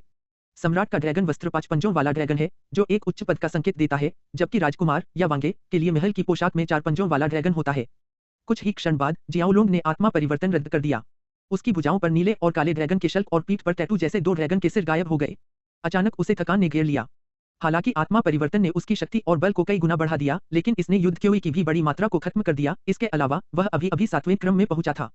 हुआंग जियाओलोंग के सामान्य रूप में लौटने के बाद उसके शरीर के चारों ओर रोशनी के छोटे-छोटे नीले बिंदु झिलमिला उठे और जैसे ही वे चमके, आत्मा परिवर्तन के कारण हुआंग जियाओलोंग को जो थकान महसूस हुई थी, वह तुरंत गायब हो गई। उसकी मेरिडियन रेखाओं पर उसकी युद्ध क्योई कुछ ही सेकंड में ठीक हो गई। 7वें क्रम में पहुंचने के बाद हुआंग जियाओलोंग की यह तीसरी मार्शल स्पिरिट क्षमता थी, तुरंत रिकवरी। लगभग कुछ सांसों में हुआंग जियाओलोंग ने अपनी क्षीण हो चुकी युद्ध क्योई पूरी तरह से वापस पा ली थी।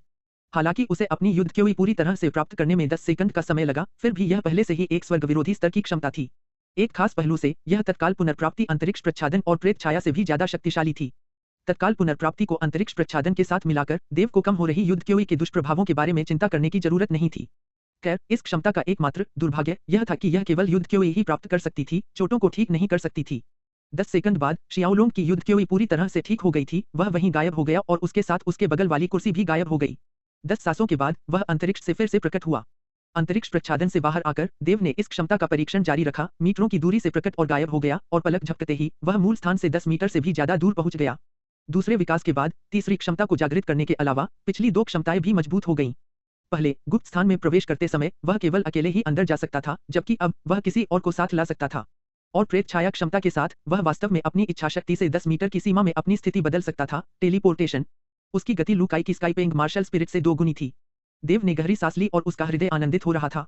उसने उम्मीद नहीं की थी कि उसकी मार्शल स्पिरिट के दूसरी बार विकसित होने और पहली 2 में इतना सुधार होने के बाद उसके पास एक नई क्षमता होगी।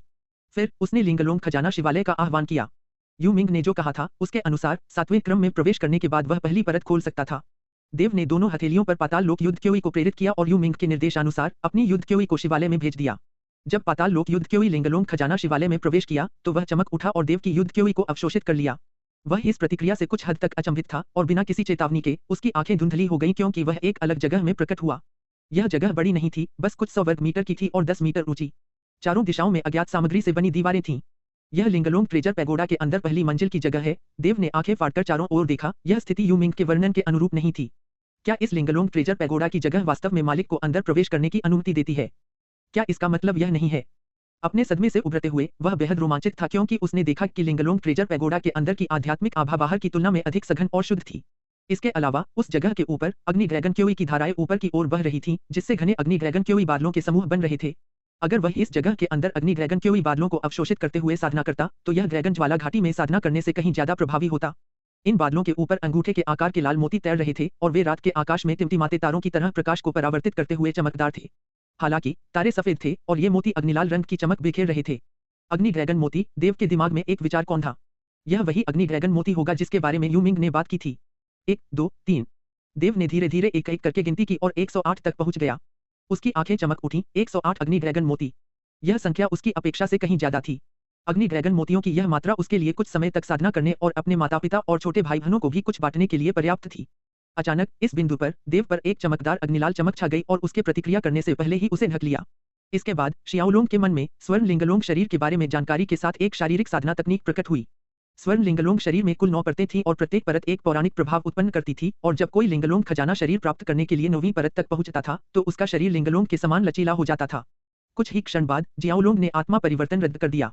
उसकी भुजाओं पर नीले और काले ड्रैगन के शल्क और पीठ पर टैटू जैसे 2 ड्रैगन के सिर गायब हो गए। अचानक उसे थकान ने घेर लिया। हालांकि आत्मा परिवर्तन ने उसकी शक्ति और बल को कई गुना बढ़ा दिया, लेकिन इसने युद्ध क्योई की भी बड़ी मात्रा को खत्म कर दिया। इसके अलावा वह अभी-अभी 7वें क्रम में पहुंचा था। हुआंग जियाओलोंग के सामान्य रूप में लौटने के बाद उसके शरीर के चारों ओर रोशनी के छोटे-छोटे नीले बिंदु झिलमिला उठे और जैसे ही वे चमके, आत्मा परिवर्तन के कारण हुआंग जियाओलोंग को जो थकान महसूस हुई थी, वह तुरंत गायब हो गई। उसकी मेरिडियन रेखाओं पर उसकी युद्ध क्योई कुछ ही सेकंड में ठीक हो गई। 7वें क्रम में पहुंचने के बाद हुआंग जियाओलोंग की यह तीसरी मार्शल स्पिरिट क्षमता थी, तुरंत रिकवरी। लगभग कुछ सांसों में हुआंग जियाओलोंग ने अपनी क्षीण हो चुकी युद्ध क्योई पूरी तरह से वापस पा ली थी।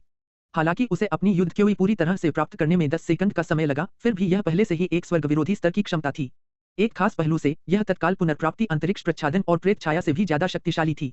तत्काल पुनर्प्राप्ति को अंतरिक्ष प्रच्छादन के साथ मिलाकर देव को कम हो रही युद्ध क्योई के दुष्प्रभावों के बारे में चिंता करने की जरूरत नहीं थी। खैर, इस क्षमता का एकमात्र दुर्भाग्य यह था कि यह केवल युद्ध क्योई ही प्राप्त कर सकती थी, चोटों को ठीक नहीं कर सकती थी। 10 सेकंड बाद शियाओलोंग की युद्ध क्योई पूरी तरह से ठीक हो गई थी, वह वहीं गायब हो गया और उसके साथ उसके बगल वाली कुर्सी भी गायब हो गई। 10 सांसों के बाद वह अंतरिक्ष से फिर से प्रकट हुआ। अंतरिक्ष प्रच्छादन से बाहर आकर देव ने इस क्षमता का परीक्षण जारी रखा, मीटरों की दूरी से प्रकट और गायब हो गया और पलक झपकते ही वह मूल स्थान से 10 मीटर से भी ज्यादा दूर पहुंच गया। दूसरे विकास के बाद तीसरी क्षमता को जागृत करने के अलावा पिछली 2 क्षमताएं भी मजबूत हो गईं। पहले गुप्त स्थान में प्रवेश करते समय वह केवल अकेले ही अंदर जा सकता था, जबकि अब वह किसी और को साथ ला सकता था। और प्रेत छाया क्षमता के साथ वह वास्तव में अपनी इच्छाशक्ति से 10 मीटर की सीमा में अपनी स्थिति बदल सकता था। टेलीपोर्टेशन। उसकी गति लू काई की स्काईपेंग मार्शल स्पिरिट से 2 गुनी थी। देव ने गहरी सांस ली और उसका हृदय आनंदित हो रहा था। उसने उम्मीद नहीं की थी कि उसकी मार्शल स्पिरिट के दूसरी बार विकसित होने और पहली 2 में इतना सुधार होने के बाद उसके पास एक नई क्षमता होगी। फिर उसने लिंगलोंग खजाना शिवालय का आह्वान किया। यू मिंग ने जो कहा था उसके अनुसार 7वें क्रम में प्रवेश करने के बाद वह पहली परत खोल सकता था। देव ने दोनों हथेलियों पर पाताल लोक युद्ध क्योई को प्रेरित किया और यू मिंग के निर्देशानुसार अपनी युद्ध क्योई को शिवालय में भेज दिया। जब पाताल लोक युद्ध क्योई लिंगलोंग खजाना शिवालय में प्रवेश किया तो वह चमक उठा और देव की युद्ध क्योई को अवशोषित कर लिया। वह इस प्रतिक्रिया से कुछ हद तक अचंभित था और बिना किसी चेतावनी के उसकी आंखें धुंधली हो गईं क्योंकि वह एक अलग जगह में प्रकट हुआ। यह जगह बड़ी नहीं थी, बस कुछ 100 वर्ग मीटर की थी और 10 मीटर ऊंची। चारों दिशाओं में अज्ञात सामग्री से बनी दीवारें थीं। यह लिंगलोंग ट्रेजर पैगोडा के अंदर पहली मंजिल की जगह है। देव ने आंखें फाड़कर चारों ओर देखा। यह स्थिति यू मिंग के वर्णन के अनुरूप नहीं थी। क्या इस लिंगलोंग ट्रेजर पैगोडा की जगह वास्तव में मालिक को अंदर प्रवेश करने की अनुमति देती है? क्या इसका मतलब यह नहीं है? अपने सदमे से उभरते हुए वह बेहद रोमांचित था क्योंकि उसने देखा कि लिंगलोंग ट्रेजर पैगोडा के अंदर की आध्यात्मिक आभा बाहर की तुलना में अधिक सघन और शुद्ध थी। इसके अलावा उस जगह के ऊपर अग्नि ड्रैगन क्योई की धाराएं ऊपर की ओर बह रही थीं, जिससे घने अग्नि ड्रैगन क्योई बादलों के समूह बन रहे थे। अगर वह इस जगह के अंदर अग्नि ड्रैगन क्योई बादलों को अवशोषित करते हुए साधना करता तो यह ड्रैगन ज्वाला घाटी में साधना करने से कहीं ज्यादा प्रभावी होता। इन बादलों के ऊपर अंगूठे के आकार के लाल मोती तैर रहे थे और वे रात के आकाश में टिमटिमाते तारों की तरह प्रकाश को परावर्तित करते हुए चमकदार थे। हालांकि तारे सफेद थे और ये मोती अग्निलाल रंग की चमक बिखेर रहे थे। अग्नि ड्रैगन मोती। देव के दिमाग में एक विचार कौन था? यह वही अग्नि ड्रैगन मोती होगा जिसके बारे में यू मिंग ने बात की थी। 1, 2, 3। देव ने धीरे धीरे एक एक करके गिनती की और 108 तक पहुंच गया। उसकी आंखें चमक उठी। 108 अग्नि ड्रैगन मोती। यह संख्या उसकी अपेक्षा से कहीं ज्यादा थी। अग्नि ड्रैगन मोतियों की यह मात्रा उसके लिए कुछ समय तक साधना करने और अपने माता पिता और छोटे भाई बहनों को भी कुछ बांटने के लिए पर्याप्त थी। अचानक इस बिंदु पर देव पर एक चमकदार अग्निलाल चमक छा गई और उसके प्रतिक्रिया करने से पहले ही उसे ढक लिया। इसके बाद शियाओलोंग के मन में स्वर्ण लिंगलोंग शरीर के बारे में जानकारी के साथ एक शारीरिक साधना तकनीक प्रकट हुई। स्वर्ण लिंगलोंग शरीर में कुल 9 परतें थीं और प्रत्येक परत एक पौराणिक प्रभाव उत्पन्न करती थी और जब कोई लिंगलोंग खजाना शरीर प्राप्त करने के लिए 9वीं परत तक पहुंचता था तो उसका शरीर लिंगलोंग के समान लचीला हो जाता था। देव ने अग्नि ड्रैगन मोतियों के ढेर को देखा और अचानक उसके मन में एक विचार कौन था। उसने असुर वलय से एक साइकैड फल निकाला। बिना किसी चेतावनी के शिवालय से एक चूषण शक्ति निकली और साइकैड फल से आध्यात्मिक ऊर्जा की धाराएं निकलने लगीं। देव की आंखों के सामने साइकैड फल सूख गया, झुर्रीदार हो गया और उसकी आंखों के सामने ही पिचक गया और अंततः हवा में विलीन हो गया। और उसके ऊपर साइकैड फल से आध्यात्मिक ऊर्जा अवशोषित होने के बाद अग्नि ड्रैगन क्योई तेजी से घूमने लगी, जिससे एक नए अग्नि ड्रैगन मोती के संघनन के संकेत मिलने लगे। यह घटना देखकर देव का हृदय प्रसन्न हो गया। निश्चित रूप से यह विधि कारगर है। इसके बाद देव ने एक और साइकैड फल निकाला। ठीक पहले की तरह साइकैड फल में से आध्यात्मिक ऊर्जा पूरी तरह से निकल गई और वह गायब हो गया। शिवालय ने उसे निगल लिया। देव एक के बाद एक साइकैड फल निकालता रहा और जब संख्या 10 से ज्यादा हो गई तो बादलों के ऊपर लटकता हुआ एक नया अग्नि ड्रैगन मोती सफलतापूर्वक बन गया। नए संघनित अग्नि ड्रैगन मोती को देखकर देव को रोने का मन हुआ। अब वह जानता था कि साइकैड फल और संभवतः अन्य अमृत अग्नि ड्रैगन मोती को संघनित करने के समय को तेज कर सकते हैं, लेकिन खर्च बहुत ज्यादा था। 10 से ज्यादा साइकैड फल। शियाओलोंग के अंतरिक्ष असुर वलय में केवल 20 से भी कम साइकैड फल बचे थे। हालांकि इस प्रकार के जड़ी बूटियों और फलों के अमृत नीलामी और व्यापारिक घरानों से खरीदे जा सकते थे, लेकिन उनकी कीमतें थोड़ी डरावनी थीं। देव की तो बात ही छोड़िए, शायद राज्य के शासक राजा लूजे भी इसे लंबे समय तक नहीं खरीद सकते थे। इसके बाद शियाओलोंग ने 100 से ज्यादा युद्ध क्योई दान निकाले और उन सभी को अवशोषित करने के बाद शिवालय ने आखिरकार एक अग्नि ड्रैगन मोती संघनित किया। 100 से ज्यादा युद्ध क्योई दान एक अग्नि ड्रैगन मोती के बराबर था। यह मात्रा लगभग 10 साइकैड फलों के बराबर थी। मुझे आश्चर्य है कि क्या किसी राक्षसी जानवर के पशुकोर का कोई प्रभाव होता है। अचानक देव के मन में एक संभावना कौंधी और उसने मन ही मन सोचा। हालांकि उसकी अंगूठी में कोई पशुकोर नहीं था। थोड़ी देर बाद देव लिंगलोंग खजाना शिवालय से बाहर आया और मुख्य हॉल की ओर चल पड़ा। फी हो को बुलाकर उसने फी हो को 1 लाख स्वर्ण मुद्राएं दी और उसे नीलामी और व्यापारिक प्रतिष्ठानों से पशुकोर खरीदने का काम सौंपा। हालांकि फी हो देव के इतने सारे पशुकोर खरीदने के अनुरोध से हैरान था, फिर भी उसने ज्यादा सवाल पूछने की हिम्मत नहीं की। लगभग 1 घंटे बाद फी हो हवेली में लौटा और देव के आदेशानुसार उसने चरण 7 के पशुकोर के 40 से ज्यादा टुकड़े हासिल कर लिए। देव अपने सिद्धांत का परीक्षण करने के लिए उत्सुक था। फी हो से वस्तुएं प्राप्त करने के बाद देव जल्दी से अपने कमरे में वापस गया और लिंगलोंग खजाना पैगोडा स्थान में प्रवेश किया, जहां उसने 7वें चरण के सभी पशुकोर निकाल लिए। जैसा कि देव ने पहले अनुमान लगाया था, पैगोडा पशुकोर के अंदर की हिंसक राक्षसी ऊर्जा को भी अवशोषित कर सकता है और बहुत जल्द पैगोडा स्थान ने फी हो द्वारा लाए गए 40 से अधिक पशुकोर से सारी ऊर्जा सोख ली। ये पशुकोर फी के धूसर राख में बदल गए और गायब हो गए और उस स्थान ने 40 से ज्यादा राक्षसी पशुकोर की ऊर्जा को अवशोषित कर लिया था और 2 नए अग्नि ड्रैगन मोती संघनित कर दिए थे। यह परिणाम देखकर शियाओलोंग ने राहत की सांस ली। यह परिणाम उसे अभी भी स्वीकार्य था। 2 अग्नि ड्रैगन मोतियों के बदले 50 से भी कम पशुकोर, यानी 1 अग्नि ड्रैगन मोती के बदले 50,000 स्वर्ण सिक्के। यह साइकैड फलों या स्पिरिट ड्रैन का उपयोग करने की तुलना में कहीं अधिक किफायती था। फिर भी 50,000 स्वर्ण मुद्राएं कोई छोटी रकम नहीं थी और उसने 7वें चरण के राक्षसी जानवरों का शिकार करने के लिए खुद सिल्वर मून वन में प्रवेश करने का फैसला किया। और इस बार सिल्वर मून वन में बिताया गया समय पिछली बार से ज्यादा होगा, इसलिए देव ने राक्षसी जानवरों को मारने के लिए सिल्वर मून वन की ओर जाने से पहले अकादमी जाने का फैसला किया। वह द्वितीय वर्ष की कक्षा में प्रवेश के लिए एक कक्षा उन्नति परीक्षा का अनुरोध करना चाहता था, क्योंकि उसे 7वें क्रम में प्रवेश मिल गया था। अगली सुबह देव कॉस्मिक स्टार अकादमी आया और सीधे प्रधानाचार्य के कमरे में गया। दरअसल कक्षा उन्नति का मामला आमतौर पर कक्षा शिक्षकों का होता था, लेकिन जब तक इसे मंजूरी मिलती तब तक 6 महीने बीत चुके होते। अगर वह सीधे सुन झांग या शियोंग कू से बात करता तो उसका बहुत समय और परेशानी बच जाती। जब देव प्रधानाचार्य के कमरे में पहुंचा तो संयोग से सुन झांग और शियोंग चू दोनों अंदर थे। देव को देखकर दोनों थोड़े हैरान हुए और फिर मुस्कुराते हुए दोनों खड़े हो गए। शियाओलोंग, तुम्हें इतनी फुर्सत कैसे मिल गई कि तुम आकर हम दोनों बुजुर्गों को ढूंढने लगे? सुन झांग ने मुस्कुराते हुए पूछा। क्या तुम्हें अपनी प्रैक्टिस में कुछ दिक्कतें आईं? शियोंग चू भी मुस्कुरा रहा था। तुम्हें जो भी दिक्कतें हों निश्चिंत होकर हमें बताओ। उन दोनों ने देव के अचानक आने को ऐसा इसलिए था क्योंकि उसे साधना संबंधी कुछ समस्याओं का सामना करना पड़ा था, इसलिए वह उनसे मार्गदर्शन मांगने आया था। देव ने अपना सिर हिलाया और स्पष्ट किया, मैं इसलिए आया था क्योंकि मैं कक्षा उन्नति परीक्षा के लिए अनुरोध करना चाहता था। द्वितीय वर्ष की कक्षा उन्नति परीक्षा के लिए अनुरोध। दोनों बुजुर्ग एक पल के लिए स्तब्ध रह गए। सुन झांग और शियोंग चू ने एक दूसरे को देखा, जिसके परिणामस्वरूप 4 आंखें चौड़ी होकर एक दूसरे को स्तब्ध होकर घूरने लगीं।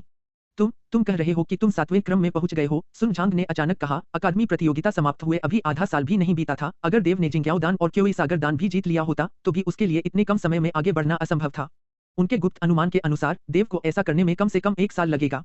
शियोंग चू के चेहरे पर भी एक अकल्पनीय भाव था जब वह शियोंग चू को घूर रहा था। देव ने सिर हिलाया और अपनी बात दोहराते हुए कहा, यह सही है, और उसने अपनी युद्ध की ऊर्जा को बाहर की ओर छोड़ दिया। 7वां क्रम। यह सचमुच 7वां क्रम है। जब देव ने अपनी युद्ध की ऊर्जा अपने शरीर से बाहर छोड़ी तो सुन झांग और शियोंग चू, जिन्हें शुरू में यकीन नहीं हुआ, खुशी से झूम उठे। काफी देर बाद दोनों बुजुर्गों को अपनी गरिमामयी छवि वापस मिली। फिर भी दोनों ने अजीब नजरों से देव को गौर से देखा। उन्हें उम्मीद नहीं थी कि 4 महीने से भी कम समय में, बस 3 महीने से थोड़े ज्यादा समय में, शियोंग लूंग उन्हें एक और अद्भुत आश्चर्य देगा। अगर देव की साधना गति ऐसी ही होती तो शायद वह 10 साल से पहले ही अकादमी का ओवरऑल चैंपियन बन जाता और डुआनलिन साम्राज्य के शाही शहर के युद्ध में कॉस्मिक स्टार अकादमी का प्रतिनिधित्व कर सकता था। तो कक्षा अग्रिम परीक्षा में मेरा अनुरोध। यह देखकर कि सुन झांग और शियोंग चू बस वहीं खड़े उसे बिना कोई जवाब दिए घूर रहे थे, देव की भौहें सिकुड़ गईं और उन्होंने उन्हें उकसाया। देव की बात सुनकर सुन झांग और शियोंग चू को अपनी गलती का एहसास हुआ और वे होश में आ गए। शियोलोंग, मुझे उम्मीद नहीं थी कि तुम इतनी जल्दी 7वें क्रम में सफलता हासिल कर लोगे। देव की ओर देखते हुए सुन झांग ऐसे मुस्कुरा रहा था मानो बसंत आ गया हो। कक्षा उन्नति परीक्षा के लिए तुम्हारा अनुरोध हम स्वीकार करते हैं। चलो, कल द्वितीय वर्ष की 6ठी कक्षा के छात्र कुछ डाकुओं को मारने के लिए सीमा के पास जा रहे हैं। तुम द्वितीय वर्ष की 6ठी कक्षा के छात्रों के साथ चलो। अगर तुम 10 डाकुओं को मार सकते हो तो तुम परीक्षा पास कर लोगे।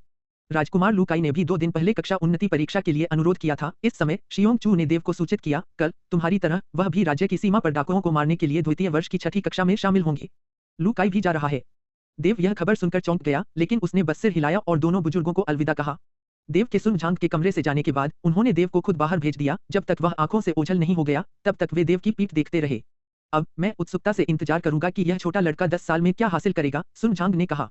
शियोंग चू ने सहमति जताते हुए कहा, शायद 100 साल बाद हमारी कॉस्मिक स्टार अकादमी को इस छोटे लड़के की देखभाल की जरूरत होगी। सुन झांग ने इस मामले पर विचार करते हुए सिर हिलाया। प्रिंसिपल के कमरे से निकलने के बाद देव सीधे तियानशुआन हवेली की ओर चल पड़ा। कक्षा में जाने की जहमत नहीं उठाई। लिंगलोंग ट्रेजर पैगोडा में प्रवेश करके उसने फायर ड्रैगन पल्स का अभ्यास जारी रखा। एक दिन बीत गया। दूसरी सुबह शियाओलोंग एक बार फिर अकादमी में आया और चौक पर इंतजार करने लगा। उसने देखा कि द्वितीय वर्ष की कक्षा 6 के छात्र पहले से ही इकट्ठा थे और वह उनमें से एक को पहचान सकता था। वह छात्र जिसने कक्षा 6 की लड़ाई जीती थी, ये योंग उन लोगों में से एक था जो ड्रैगन फ्लेम घाटी में प्रवेश कर गए थे। जैसे ही देव समूह की ओर बढ़ा, सभी छात्रों ने अपना सिर घुमाया और उसकी ओर देखा। उनकी आंखों में जटिल भावनाएं साफ दिखाई दे रही थीं। आखिरकार देव 7वें क्रम में पहुंच गया था और उसने कक्षा उन्नति परीक्षा के लिए अनुरोध किया था। कल देव के तियानकसुआन हवेली लौटने के कुछ ही देर बाद यह खबर पूरे कॉस्मिक स्टार अकादमी में फैल गई थी। एक बार फिर देव कॉस्मिक स्टार अकादमी में आकर्षण का केंद्र बन गया था। ये योंग छात्रों के समूह से बाहर निकलकर देव की ओर बढ़ा और देव के सामने आते ही हंस पड़ा। शियाओलोंग, पिछली बार हमारी मुलाकात के बाद से मुझे उम्मीद नहीं थी, 3 महीने भी नहीं बीते थे और तुम 7वें क्रम में पहुंच गए हो। मैं भाग्यशाली था, देव ने कहा। भाग्यशाली? ये योंग ने अपना सिर हिलाया। अगर किस्मत से कोई 7वें क्रम में आगे बढ़ सकता तो मार्शल स्पिरिट वर्ल्ड के ज्यादातर लोग जिंदगी भर चौथे क्रम, 5वें क्रम या 6ठे क्रम में नहीं फंसे रहते। 7वें क्रम में पहुंचने के लिए सिर्फ किस्मत से ज्यादा की जरूरत होती है। इसी समय कुछ दूर से लू काई महल के पहरेदारों की एक टीम के साथ पहुंच गया। चौक पर पहुंचकर लू काई को शियाओलोंग की मौजूदगी देखकर कोई अजीब नहीं लगा। जाहिर है उसने भी देव की सफलता और मूल्यांकन के लिए उसके अनुरोध के बारे में सुना था। देव को देखकर लू काई को उलझन महसूस हुई। एक बार जब वे दोनों इस कक्षा उन्नति परीक्षा में पास हो जाते तो उन्हें दूसरे वर्ष की 6ठी कक्षा में पदोन्नत कर दिया जाता और वे सहपाठी बन जाते। चलो इस मूल्यांकन में फिर से प्रतिस्पर्धा करते हैं। तुम्हें क्या लगता है? लू काई ने देव की ओर देखा और लालच से पूछा। 3 लाख स्वर्ण मुद्राओं की शर्त। 3 लाख? अच्छा, हम किसमें प्रतिस्पर्धा कर रहे हैं? कोई उसे 3 लाख स्वर्ण मुद्राएं उपहार में देना चाहता था, इसलिए देव ने मना नहीं किया।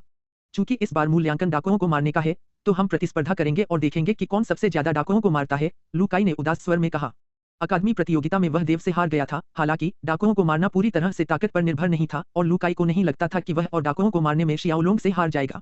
देव ने सिर हिलाया, यह दर्शाते हुए कि वह लू काई के प्रस्ताव से सहमत है। इसके कुछ ही देर बाद सभी छात्र इकट्ठा हो गए और द्वितीय वर्ष की कक्षा 6 की शिक्षिका भी चेन फेइरोंग नाम की एक सुंदर महिला शिक्षिका थी। चेन फेइरोंग शियोंग मेइकी की तुलना में एक अलग किस्म की थी। जहां शियोंग मेइकी का स्वभाव ठंडा और घमंडी था, वहीं चेन फेइरोंग एक ताजा, कोमल सफेद लिली की तरह थी। उनकी हर हरकत कोमल और सौम्य थी और बोलते समय उनके चेहरे पर एक मुस्कान थी जो एक शांत एहसास दे रही थी। इस बार सीमा के पास डाकुओं को मारने का काम उसी के हाथ में था। चेन फेइरोंग जब चौक पर आई तो उसने देव और लू काई को देखकर मुस्कुराई। देव और लू काई दोनों ही अकादमी के सेलिब्रिटी थे और जाहिर है वह उन दोनों को पहचान सकती थी। कल प्रिंसिपल सुन झांग और जेओंग चू ने उसे प्रिंसिपल के कमरे में बुलाया और भावशून्य, उदास चेहरे के साथ उन्होंने जोर देकर कहा कि चाहे कुछ भी हो जाए, उसे इस यात्रा के दौरान देव और लू काई की सुरक्षा सुनिश्चित करनी होगी।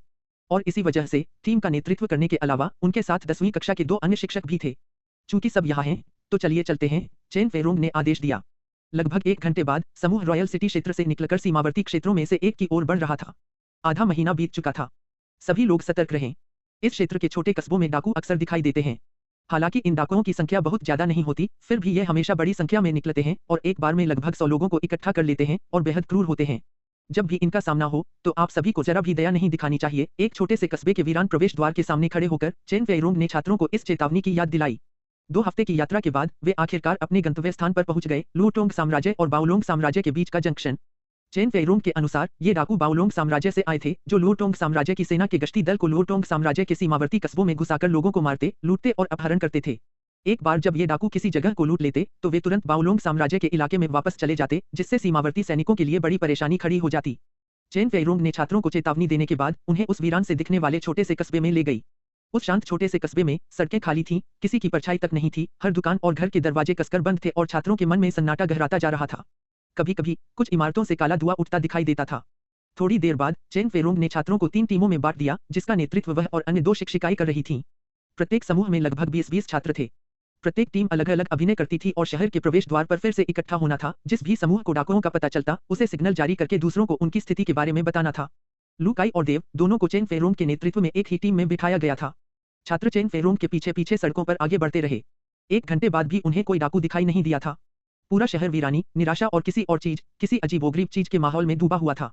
अजीब बात है, इस छोटे से शहर के लोग कहाँ चले गए? हमें एक भी इंसान क्यों नहीं मिल रहा? ये योंग, जो देव की ही टीम में था, ने भौहें चढ़ाई और जोर से पूछा। क्या सब मर गए होंगे? अगर ऐसा है तो लाशें कहाँ हैं? लू काई ने बीच में ही टोकते हुए कहा। न सिर्फ लोग थे, बल्कि कोई लाश भी नहीं थी। लड़ाई या खून के छींटों का कोई निशान नहीं था, मानो छोटे से शहर के सारे लोग हवा में गायब हो गए हों। देव की भौहें सिकुड़ गईं। हालांकि समूह आगे बढ़ता रहा और जब टीम छोटे से कस्बे के उत्तरी हिस्से में पहुंची तो अचानक शियाओलोंग रुक गया। यह खून की गंध। हाँ, यह खून की गंध है। खून की गंध बेहद हल्की थी, लेकिन देव उसे साफ सूंघ सकता था और उसका अंदाजा गलत नहीं था।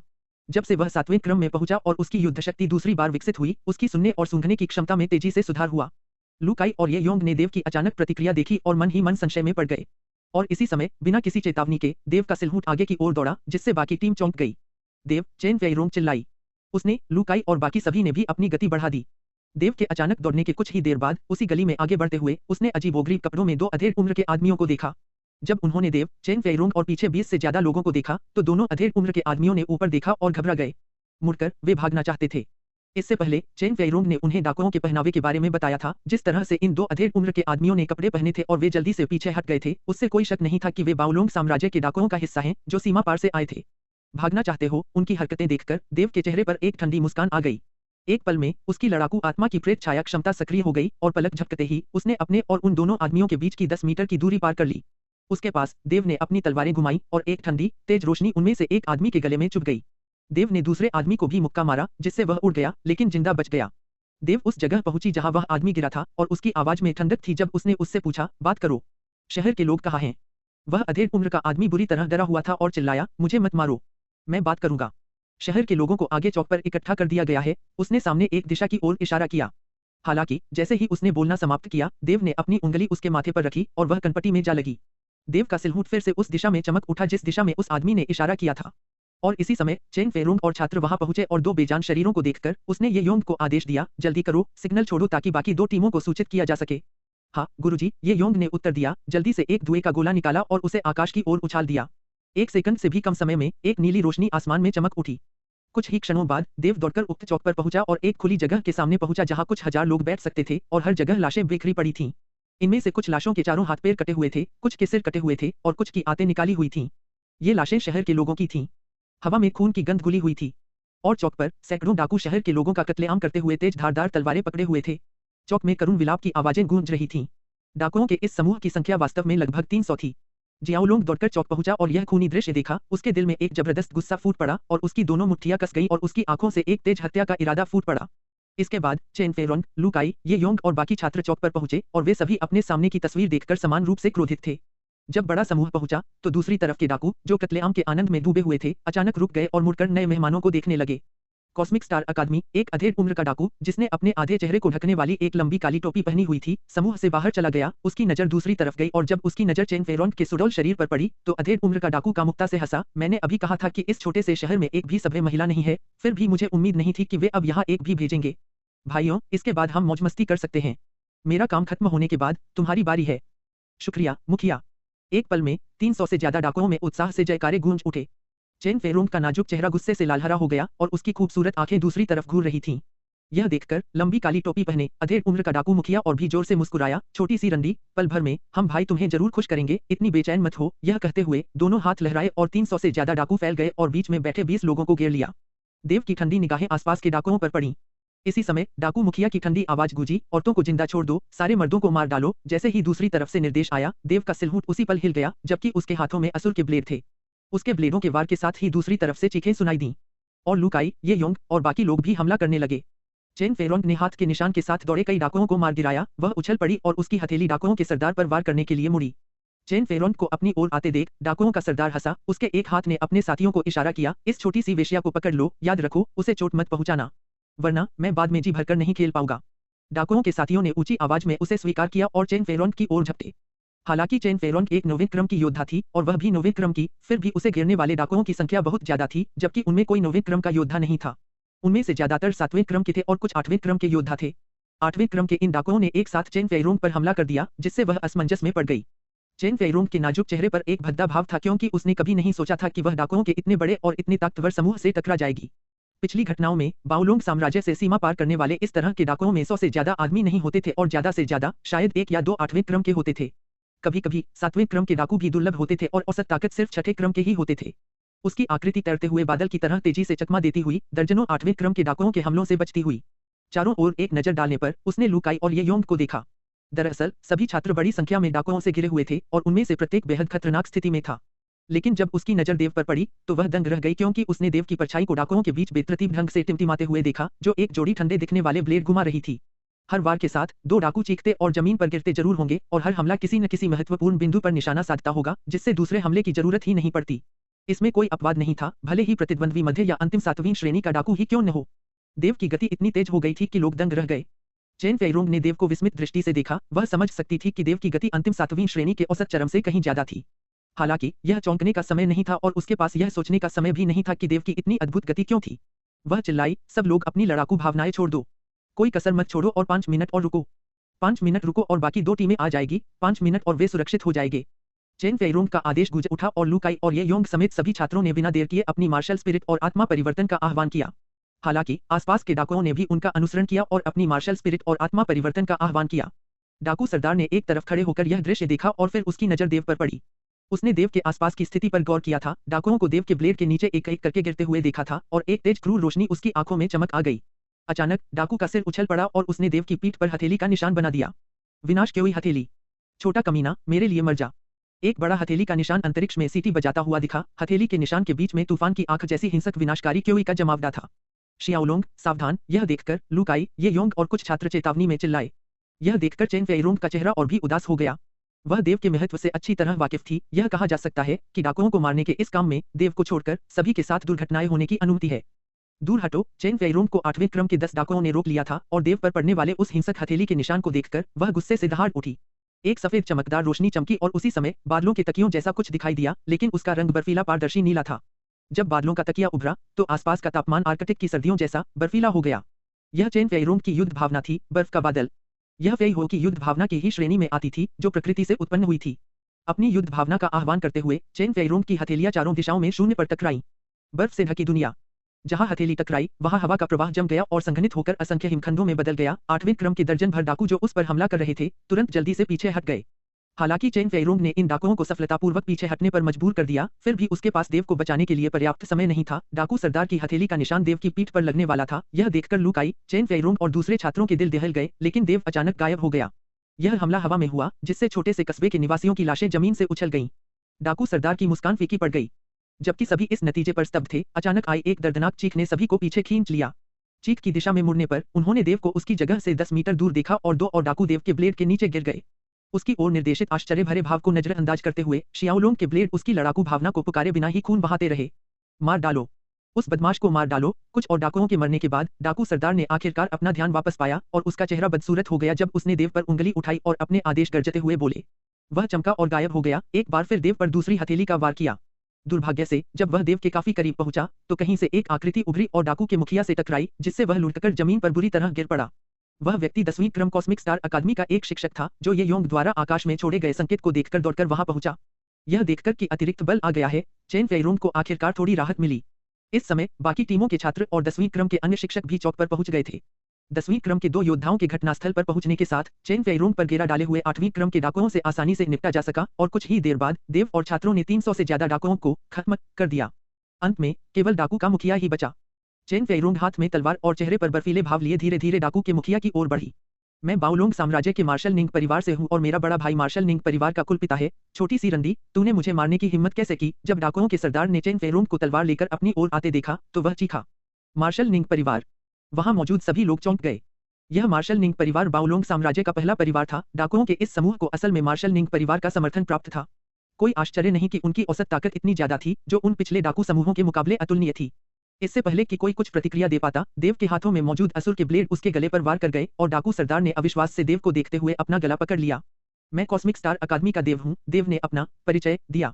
बाओलोंग साम्राज्य का मार्शल निंग परिवार? तो क्या?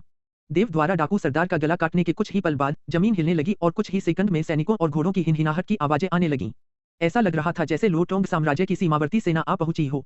ठीक वैसे ही जैसे उसके पिछले जन्म में पृथ्वी पर होता था। पुलिस हमेशा समस्याएं हल होने के बाद आती है। थोड़ी देर बाद 2 ब्रिगेडों के लगभग 1000 सैनिकों ने देव और बाकी सैनिकों को घेर लिया। ये सैनिक चौक पर पहुंचे और उन्होंने नगरवासियों और डाकुओं की लाशों का पहाड़ देखा और उनके चेहरों के भाव बदल गए। हालांकि उनमें से किसी को भी नहीं पता था कि क्या हुआ था, फिर भी वे मोटे तौर पर अंदाजा लगा सकते थे कि क्या हुआ था। जनरल किन, देखो, यह मार्शल निंग परिवार के निंगफी जैसा दिखता है। मार्शल निंग परिवार के कुलपिता का भाई, एक लेफ्टिनेंट जनरल ने जनरल किन शी से बात करते हुए अचानक डाकू सरदार की लाश की ओर इशारा किया। जनरल किन शी की नजर उंगली की दिशा में गई और जब उन्होंने डाकू सरदार का शव देखा तो उनके माथे पर बल पड़ गए। हाँ, यह निंगफेई ही था। यह निंगफेई सीमा पार करके कुछ अपराध कर चुका था, लेकिन पिछली बार वह बच निकला था और यही वजह थी कि किन शी ने निंगफेई को पहचान लिया। जनरल किन, निंगफेई की मौत के बाद यह मामला संभालना मुश्किल होगा। निंग वांग बाओलोंग साम्राज्य के राजा के जरिए हम पर दबाव जरूर डालेगा कि हम हत्यारे को सौंप दें, उस लेफ्टिनेंट जनरल ने कहा और आगे कहा, देखा। किन शी ने सिर हिलाया। अगर वह कोई अनजान व्यक्ति होता तो ठीक था, लेकिन मरने वाला निंगफेई था, इसलिए समस्याएं तो आनी ही थीं। उसे किसने मारा? किन शी ने डाकू सरदार की ओर इशारा किया और झल्लाकर बोला। मैंने उसे मार डाला, देव ने उदासीनता से जवाब दिया। जाओ उसे पकड़ लो, किन शी ने सैनिकों को इशारा करके अपनी ओर बुलाया। हाँ जनरल। और कई सैनिकों ने देव को घेर लिया। रुको, तुम्हारी हिम्मत कैसे हुई? चेन फेइरोंग गुस्से से चिल्लाया और कॉस्मिक स्टार अकादमी के छात्रों और शिक्षकों के साथ आया और गुस्से से किन शी और सैनिकों को घूरने लगा। देव ने किन शी को देखते हुए एक हल्की सी ठंडी मुस्कान बिखेरी और उसकी शांत आवाज में कहा, राज्य के कानून के अनुसार सीमा पर डाकुओं को मारना एक पुण्य का काम है जिसका फल मिलता है। तो मैं पूछना चाहता हूँ, तुम राज्य के कानून का पालन क्यों नहीं करते और मुझे पकड़ना चाहते हो? देव की बातें सुनकर किनशी का गला रूंध गया। हिम्मत! छोटे बदमाश, तुमने एक क्रूर हत्या की है, फिर भी तुम अभी भी पुण्य पुरस्कार का सपना देख रहे हो। किनशी अभी कुछ बोल भी नहीं पाया था कि उसके बगल में बैठे लेफ्टिनेंट जनरल भड़क उठे, आओ, उस छोटे बदमाश को गिरफ्तार करो। हालांकि इससे पहले कि वे देव के पास पहुंच पाते, चेन फेरोंग और 10वीं श्रेणी के 2 शिक्षकों ने उन सैनिकों को थप्पड़ मारकर भगा दिया। तुम्हारी हिम्मत विद्रोह करने की है, उस लेफ्टिनेंट जनरल ने उन 3 लोगों को अपने सैनिकों का रास्ता रोकते देखा और जोर से उनसे पूछताछ की। चेन फेरोंग और दोनों शिक्षकों पर एक गंभीर अपराध का आरोप लगाया। कितना दुस्साहसिक आरोप! तभी एक आवाज सुनाई दी। कौन? यहां से लुढ़क जाओ, उस लेफ्टिनेंट जनरल ने चिल्लाकर कहा। छात्रों के बीच एक रास्ता खुला और एक व्यक्ति आगे की ओर बढ़ा और वह राजकुमार लू काई थे। जब किनशी ने लू काई को देखा तो उनके चेहरे की त्वचा तनाव से तन गई। हालांकि लेफ्टिनेंट जनरल लू काई को नहीं पहचान पाए। जाओ और उसे सब मिलकर गिरफ्तार कर लो। रुको! किनशी तेजी से दहाड़ा और लेफ्टिनेंट जनरल और सैनिकों की चौंकती आंखों के सामने किनशी अपने घोड़े से उतरकर तेज कदमों से लू काई के सामने पहुंच गए। वह एक घुटने के बल झुक गया और सलामी दी। किनशी, महामहिम राजकुमार लू काई का अभिवादन करता है। महामहिम! लेफ्टिनेंट जनरल और सैनिक स्तब्ध रह गए। होश में आते हुए वे जल्दी से अपने घोड़ों से उतरे और घुटने टेक दिए। महामहिम राजकुमार को प्रणाम। लेफ्टिनेंट जनरल इतना नीचे झुका कि वह लगभग जमीन को चूम रहा था और उसके चेहरे से ठंडा पसीना टपक रहा था। तुम सब उठो, लेकिन तुम घुटने टेकते रहो। लू काई ने किनशी और बाकी सभी सैनिकों को खड़े होने की इजाजत दे दी, सिवाय उस एक लेफ्टिनेंट जनरल के जिसे जमीन पर घुटने टेकते रहने के लिए कहा गया था। किनशी खड़ा हुआ और लू काई के पास आ गया, जबकि लू काई लेफ्टिनेंट जनरल को ठंडी आंखों से देख रहा था। क्या आपने मुझे गिरफ्तार करने का आदेश दिया था? लेफ्टिनेंट जनरल के चेहरे पर ठंडे पसीने की बूंदें और बड़ी हो गईं और बेरहमी से झुककर उसने विनती की, मुझे पता ही नहीं चला कि ये महाराज हैं। उम्मीद है महाराज इसकी गलती माफ कर देंगे। लू काई ने आगे कहा, तुमने कहा था कि हम विद्रोह करना चाहते हैं। लेफ्टिनेंट जनरल तुरंत ही चुप हो गया, उसे समझ नहीं आ रहा था कि क्या जवाब दे। मन ही मन वह मरने के लिए तैयार था। फिर लू काई ने मुड़कर किनशी की तरफ देखा, एक ऐसी नजर जिससे किनशी के रोंगटे डर से खड़े हो गए। तुम उसे गिरफ्तार करना चाहते थे। क्या तुम जानते हो कि वह कौन है? लू काई ने किनशी से पूछा। उसकी नजरें देव की ओर थीं। किनशी ने आज्ञाकारी भाव से देव की ओर देखा। वह देव है, लू काई ने कहा। क्या? देव? वह वही देव है। किनशी, लेफ्टिनेंट जनरल और कई सैनिकों के सिर अचानक देव की ओर मुड़ गए और निस्संदेह उनमें से हर एक को गहरा सदमा लगा। देव, 12वीं श्रेणी की सर्वोच्च योद्धा आत्मा, आदिम दिव्य काला अजगर, लो टोंग साम्राज्य की पहली प्रतिभा। यह संदेश लो टोंग साम्राज्य में दूर दूर तक फैल गया था, नीचे के आम लोगों से लेकर ऊपर के सेनापतियों और कुलीनों तक, कौन उसके बारे में नहीं जानता था। यहाँ तक कि पड़ोसी राज्यों की कुछ प्रमुख सेनाओं को भी पता था कि लो टोंग साम्राज्य में एक प्रतिभाशाली राक्षस युवक प्रकट हुआ है। अब किनशी के पसीने छूटने की बारी थी। देव के मार्शल हाउतियान के साथ गहरे संबंध थे, यह वह पहले से ही जानता था। देव का नाम सुनते ही उस लेफ्टिनेंट जनरल के चेहरे का रंग उड़ गया। पहले तो वह मरने के लिए तैयार था, लेकिन अब उसे यकीन नहीं था कि वह शांति से मर पाएगा या नहीं। यह बात मैं अपने शाही पिता को बताऊंगा, लू काई ने कहा। किनशी और उनके छोटे लेफ्टिनेंट जनरल कांप उठे। कॉस्मिक स्टार अकादमी की टीम के जाने के बाद भी वे दोनों वहीं जमे रहे। और उस छोटे से शहर को छोड़ने के बाद वे शाही शहर नहीं लौटे, बल्कि डाकुओं को मारने के लिए दूसरे छोटे शहरों की ओर चल पड़े। 2 महीने बाद टीम सीमा से शाही शहर वापस लौट आई। जहां तक देव और लू काई के बीच की शर्त का सवाल है, तो कहने की जरूरत नहीं कि देव जीत गया। कुछ महीने बाद टीम वापस लौटी। सीमा पर डाकुओं का सफाया करने के उनके पुण्य कार्यों के कारण लू टोंग साम्राज्य से इनाम तुरंत दिए जाने लगे। कानून के अनुसार एक डाकू की कीमत 100 स्वर्ण मुद्राएं थी और देव को इनाम में 10,000 से ज्यादा स्वर्ण मुद्राएं मिलीं। इसके कुछ समय बाद किनशी को लेफ्टिनेंट जनरल के पद पर पदावनत कर दिया गया और लेफ्टिनेंट जनरल को एक नोटिस देकर सेना से हटा दिया गया। जब देव तियानशुआन हवेली लौटा तो उसके माता पिता और छोटे भाई बहन भी लीलू के साथ वहां मौजूद थे। उसी रात तियानशुआन हवेली ने देव की कक्षा उन्नति परीक्षा उत्तीर्ण करने की सफलता का जश्न मनाने के लिए एक भोज का आयोजन किया। भोज बहुत ही उत्साहपूर्ण था, खासकर 2 छोटे बच्चों हुआंग मिन और हुआंग शियाओहाई के साथ। भोज समाप्त होने के बाद और सभी लोग आराम करने के लिए अपने कमरों में चले गए। देव, मार्शल हाउतियान और फेई हो मुख्य हॉल में बैठे। पिछले 2 महीनों में क्या बिग स्वॉर्ड संप्रदाय के लोग आसपास दिखाई दिए? देव ने पूछा। उत्तर देते हुए, महाराज, नहीं, मार्शल हाउतियान ने उत्तर दिया, लेकिन अधीनस्थ को पता चला है कि अगले महीने बिग स्वॉर्ड संप्रदाय एक संप्रदाय प्रमुख चुनाव समारोह आयोजित करेगा। संप्रदाय प्रमुख चुनाव समारोह? देव की आवाज उदास थी। बिग स्वॉर्ड सेक्ट का अगला सेक्ट लीडर कौन है? यह लियू वेई का छोटा भाई लिन जिरिन है, जो 10वें क्रम के अंतिम वर्षों में शीर्ष पर है। हालांकि लिन जिरिन की प्रतिभा काफी अच्छी है और अनुमान है कि 10 साल के भीतर वह शायद जियांतियान साम्राज्य में प्रवेश कर जाएगा। इस बार फेई हो ने जवाब दिया। देव ने सिर हिलाया और फिर उसने मार्शल हाउतियान और फेई हो से बिग स्वॉर्ड सेक्ट की गतिविधियों पर बारीकी से नजर रखने का अनुरोध किया। कृपया निश्चिंत रहें, महाराज, दोनों ने सम्मानपूर्वक उत्तर दिया। देव ने लिंगलोंग खजाना पैगोडा स्थान से 20 अग्नि ड्रैगन मोती निकाले और मार्शल हाउतियान और फेई हो को 10-10 मोती दिए ताकि वे अपनी साधना के लिए उनका उपयोग कर सकें। जब दोनों को पता चला कि देव ने उन्हें लिंगलोंग खजाना पैगोडा से अग्नि ड्रैगन मोती दिए हैं, जो प्राकृतिक आध्यात्मिक ऊर्जा से उत्पन्न वस्तुएं हैं, तो दोनों असीम कृतज्ञ हुए। जब मार्शल हाउतियान और फेई हो सेवानिवृत्त हुए, तो देव अपने माता पिता के आंगन में आया और उन्हें बताया कि वह 2 दिनों में सिल्वरमून वन में प्रशिक्षण लेगा और उसने उनके लिए 60 अग्नि ड्रैगन मोती छोड़ दिए। अपने कमरे में वापस आकर देव ने असुर युक्तियों का अपना दैनिक अभ्यास शुरू किया। डाकुओं को मारने के 2 महीनों में वह 7वें क्रम के मध्य तक पहुंच गया था। शियाओलोंग ने लिंगलोंग खजाना पैगोडा स्थान में प्रवेश किया, अग्नि ड्रैगन मोती निगल लिए और अपनी साधना तकनीक का अभ्यास किया। जुड़वां ड्रैगन मार्शल आत्माएं उसके पीछे तैरती रहीं, लालच से उन्हें खा रही थीं। पाताल लोक आध्यात्मिक ऊर्जा 2 दिन बीत गए। पिछली बार की तरह देव ने सारी जरूरी चीजें तैयार कर लीं और तियानक्सुआन हवेली से सिल्वरमून फॉरेस्ट के लिए रवाना हो गया। उसी तरह वह छोटे बैंगनी बंदर को भी अपने साथ ले आया। 3 महीने बाद सिल्वरमून फॉरेस्ट में कहीं एक झील के पास स्टेज 7 का एक उग्रज्वाला गैंडा झील की ओर जा रहा था। अचानक ब्लेड की 2 तेज किरणें चमकी और स्टेज 7 के उस उग्रज्वाला गैंडे ने एक निराशाजनक चीख मारी, जिससे उसका खून बहने लगा और वह जमीन पर गिर पड़ा। जब विशाल गैंडा गिरा तो देव की आकृति उभरी और वह उस जानवर की लाश के पास आ गया।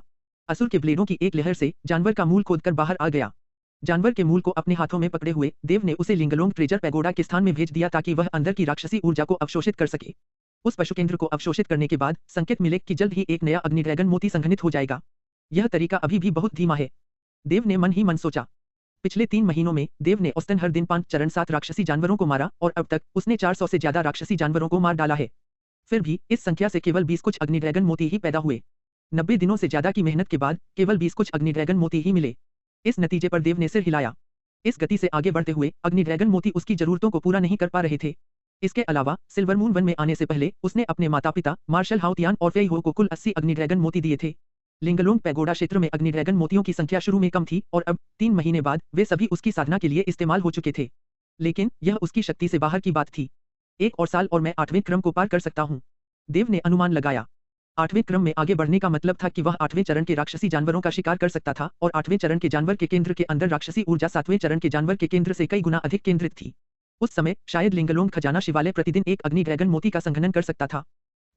इसी समय छोटा बैंगनी बंदर कुछ दूर से दौड़ता हुआ आया। बगल में उग्रज्वाला गैंडे के जानवर के शव को देखकर वह देव पर असंतोष से चीखने लगा।